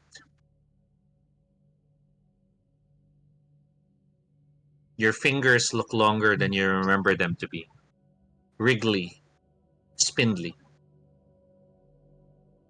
And as you hear the door open in front of you, the elevator doors part, you see a hallway that looks like a hallway from a grand castle, curved archway above, colorful panes of glass, creating images that cast down in full color. David looks at you and asks, "Would you prefer now if I called you Slate?" And you start to realize the memories are flooding back. Slade's jaw drop. Can his tongue just roll out? Your prehensile tongue rolls out as you stare in shock. Your mind is now reeling as you're trying to remember everything that has transpired. Yes, it has been months. Yes, you have been taking these medications. Yes, there was that confrontation in the hospital. But then again, the moment you remember that, things get muddy. It's like you're watching things separate from your body. It's like you're in an old theater looking at things unfold. David offers his left hand to you, his right hand still holding the apple that has a bite. And he tells you, "I hope you'll forgive me that I had to enchant you. It was the only way to bring you back." He waits for you to see if you'll take his hand. Slade is staring at his hand. Is it hurting to remember, or is it's not really hurting to It's remember not what? hurting right now. But now it's the opposite of earlier. When you try to remember the hospital and all that, it's muddy. It's like trying to remember an old film you've seen. My brothers. Don't worry. We're we're covering that as well. But Anna wishes to speak with you. She He wishes to speak takes with you first. he takes Dave's hand, or like clutches it, because you know how when you get little into shock, where it's like you can't really move as Holding his hand, there's a small, actually, it's like pixie dust. There's small bursts of light that happen as you hold his hand. And he uh, escorts you through the archway. as soon as the We're light down to our last. Yeah, go on, go on. as soon as the light kind of pops from his hand, he kind of draws away. He's like, "Oh, bright!" But he puts his hand back down, follows Dave. David smiles the most charming smile you've ever seen. You're now starting to think if there were tales of Prince Charming, he must have been one of the inspirations. And as he walks you into the hallway, he tells you, "Welcome to the Winter Court. I shall bring you to the Queen Regnant. Anna the Monster Maker is anxious to meet you." Is Monster Maker? How did she get this title? Oh, it's because she creates monsters. He smiles and continues escorting you. "Don't worry, it's our kind of monsters." And as you walk down the hallway with him, Santi? Santi? I just have to keep my I voice thought down. Let's enjoy the apple pie. Oh, I I get a slice too? You you take the slice into your hands and you're staring at the apple pie. For some reason, this is the most delicious looking pie you've ever seen. Despite it having come from the refrigerator, it looks newly baked. It smells newly baked. Wait, it's hot? It's warm? No, it's not. But parang ang sarap pa rin yan tignan. Ah, okay, okay. Yeah, it more or less, Santi first would ask permission from like, if the client's offering, he wouldn't refuse, but, he Mm-hmm. encourages the client, I mean, like, the woman to, you should eat first. You take the bite, it's your birthday. Let's take it together. You know how they do it in those weddings with the arms crossed? Oh, I feel that's a bit too Oh, much. please. Please. You know I'll never find a husband anymore in my age. He smiles under his mask and gets a fork, indulges her. pulls down the mask to take a bite. I don't even know why you're wearing those masks. She smiles at you and stabs her pie and then turns her arm around yours.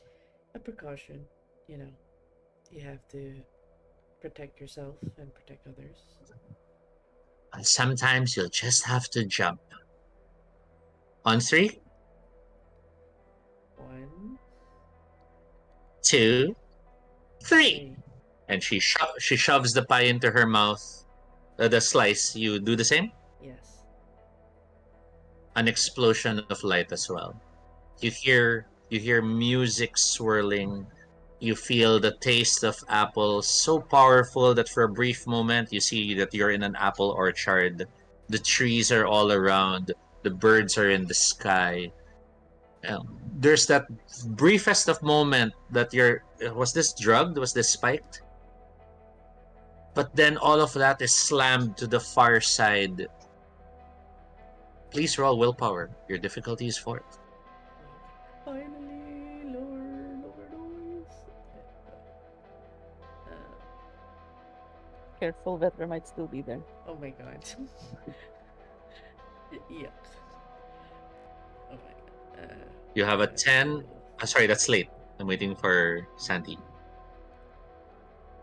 You have an 8, a 7, a 7, a 1, but a 5. That's still 3 successes.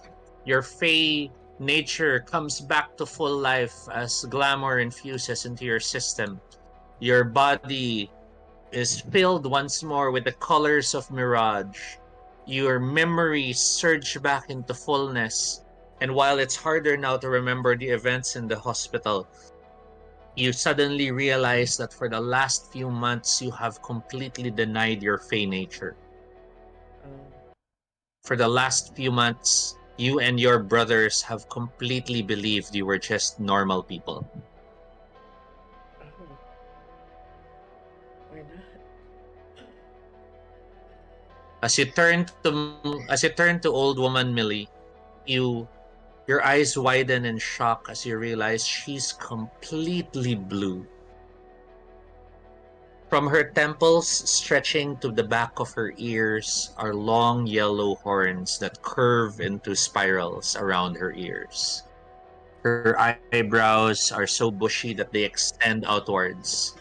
And as she looks at you with a smile, she tells you, "Well, hello there. It looks like I was right about you." Yeah. Uh, he's too stunned at what's like It's real. all right. It's all right. Let it happen. Let it flow. Let the glamour come back into you. You've been so empty, I was worried we lost you forever. Uh, what's happening to me? You're you're back. I don't know how you lost yourself, but you're back, and that's what's important. My Now, which one are you? uh, he doesn't know how to answer that, but his mind immediately drifts to his two brothers. He goes, "What about Flynn, Slade? Where are they?" He takes your hand. You feel there's a lot of strength in her hand as she gently keeps you from leaving. You must be Mirage. Familiar. Because you don't look like one of the Slua, and I doubt a red cap would ever look as pretty as you. Ay. Sorry. Pew, pew, pew. Fired. But yeah, he's just the name is familiar. Yes, it calls deep within. She smiles. Well, I'm Millie, and I used to serve the Court of Apples, but unfortunately, when you get old, quests aren't necessarily your thing. Felix brought us the apple pie. He made sure that there was a chance to infuse you back and hopefully get you back from the brink. I offered to help because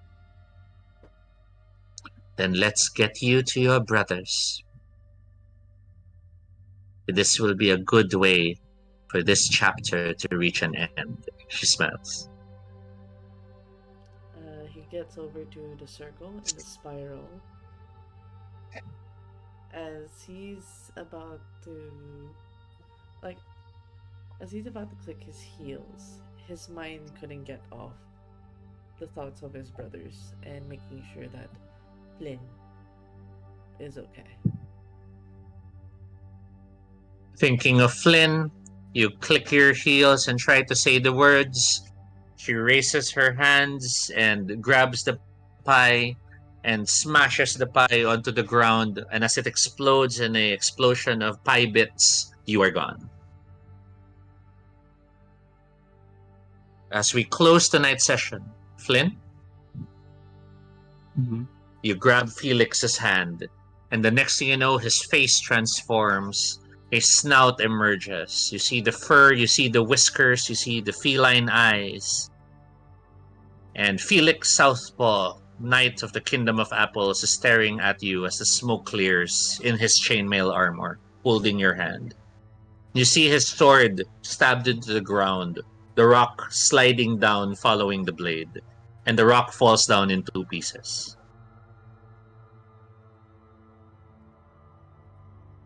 Flynn is surprised, to say the least, and is just like mouth agape as before he ends up slapping Felix first to make sure things are real.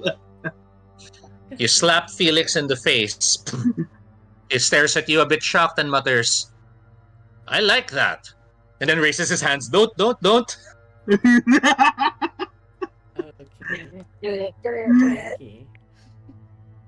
And as you realize you completed the slap, you realize your skin has turned this ruddy, dark red skin of the red caps.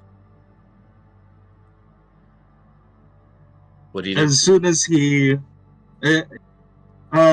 notices the way his skin looks, he immediately starts feeling for his face first, and like around him to say like, is this real? Is what he's feeling like tangible? You feel your face. Sorry, you have a deformity present. Where is your deformity?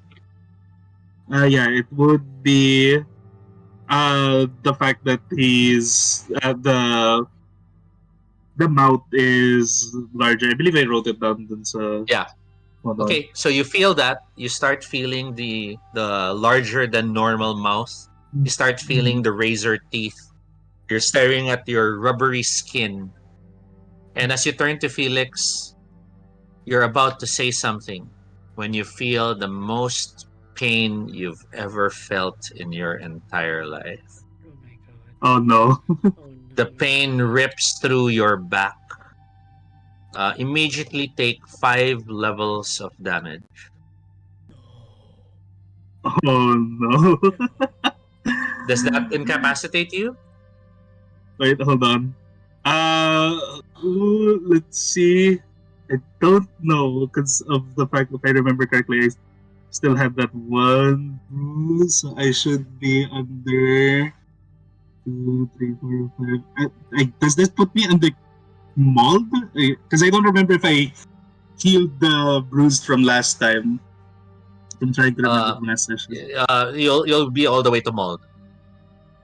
Okay. As you drop to your Yeah. knees in utter pain, you're reaching for your back. You're trying to reach for it. Mhm. Turning, Felix, oh my lord! He sees suddenly the wounds tearing open as what look like burning metal rods are emerging in your back, sizzling as they come into being. What you don't see that Felix sees, however, is, oh my god, they're ripping him apart! Because in his perspective, he sees what they call your Fei Mian. Your Fei Mian is your changeling appearance that's overlapped on your Mhm. physical figure.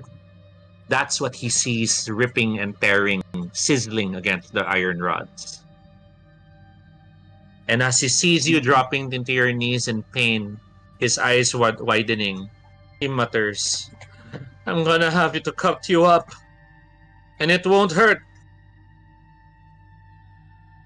He's the first thing that Flynn immediately says. What do you mean it won't hurt? This hurts like hell. Felix just stares at you. He draws his sword from the ground and raises it high. And the last scene for our session is Slate. You see Anna, the monster maker, dressed in a white gown that looks like it symbolizes snow, cold, icicles as a collar, and all that. But she is also pale white. She's a slua, just like yourself. Her hair is pulled back into numerous braids and painted violet. And as she looks at you, you realize she's surrounded with chimera. All these chimerical creatures, a a dog that has um, a serpentine head, a duck that seems to have a wolf's head, a serpent that's crawling onto the ceiling behind her, but then the head is that of an orangutan. Anna, the monster maker, looks at you and smiles, and since you're both Slua, you speak normally as if you were normal voice. Well, well. I see we have finally met again. You must be Slate.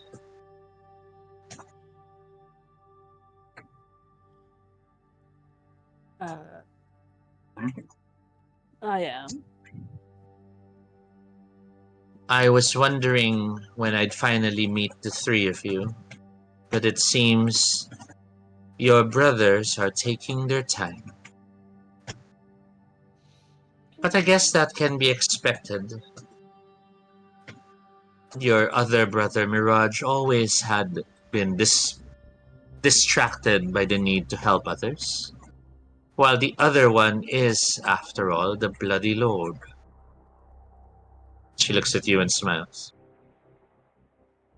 Anna, Queen Regnant of the Kingdom of Apples in the absence of Queen Mab. Welcome back to the Court of Winter. It is good to see you all back. It's good to be back. And he does bow. It feels normal, and as you bow, since you're still in the heightened state of glamour, you actually recall now suddenly flashes of all these other memories of bowing, not to her, to a different queen, the queen known as Queen Mab. You remember Anna beside you as you bow in front of Queen Mab. Anna smiles and tells you, your return is most timely. Too many changelings have vanished in the Kingdom of Apples. We're hoping you can help us find where everyone else has been disappearing. And she stops. She looks at David. Where are the other brothers? David, forgive me, my queen. I shall check. Anna looks at you.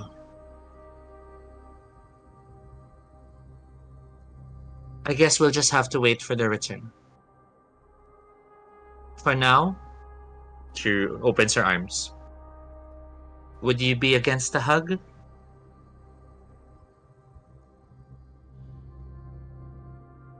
He's thinking about it.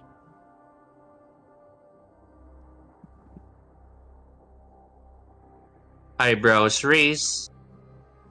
Slate, I'm your sister. Ah! And we'll end the Oh. session there. And he does get Oh my god, what the fuck? We have a sister. Of course, the Face Souls have family. Oh my god, the family It grows. took him a while. Oh my god. Okay, I'm gonna read out because, well, let's just say it has been another great sesh by Jim Nobi. Oh my god, there's so much. And the fact I was able to play out the drama with Sin finally, so cool. Yeah, she finally got the drama. Let's go. But yeah. Oh my gosh, family drama. Intense What family popcorn drama. I needed. And the fact we found out that Sandy's a gay. Let's fucking go. You are a gay. You are a gay. He's not gay. He's a gay. I'm genuinely. Doon talaga ako natawa eh. I'm genuinely. So, the fact yung, sinabi ni, I, sinabi niya, I had to I had to show make how sure. old Millie was, Oh right? yeah. I had to reflect the age I difference. felt that. It was like, oh my god, this is like my day job. Oh god. The games! But okay, so we're gonna raid out the Catfish Hexen. They're playing Code Vein. I made a special raid message for the boys. Let's go. We got the casual bros. Let's go.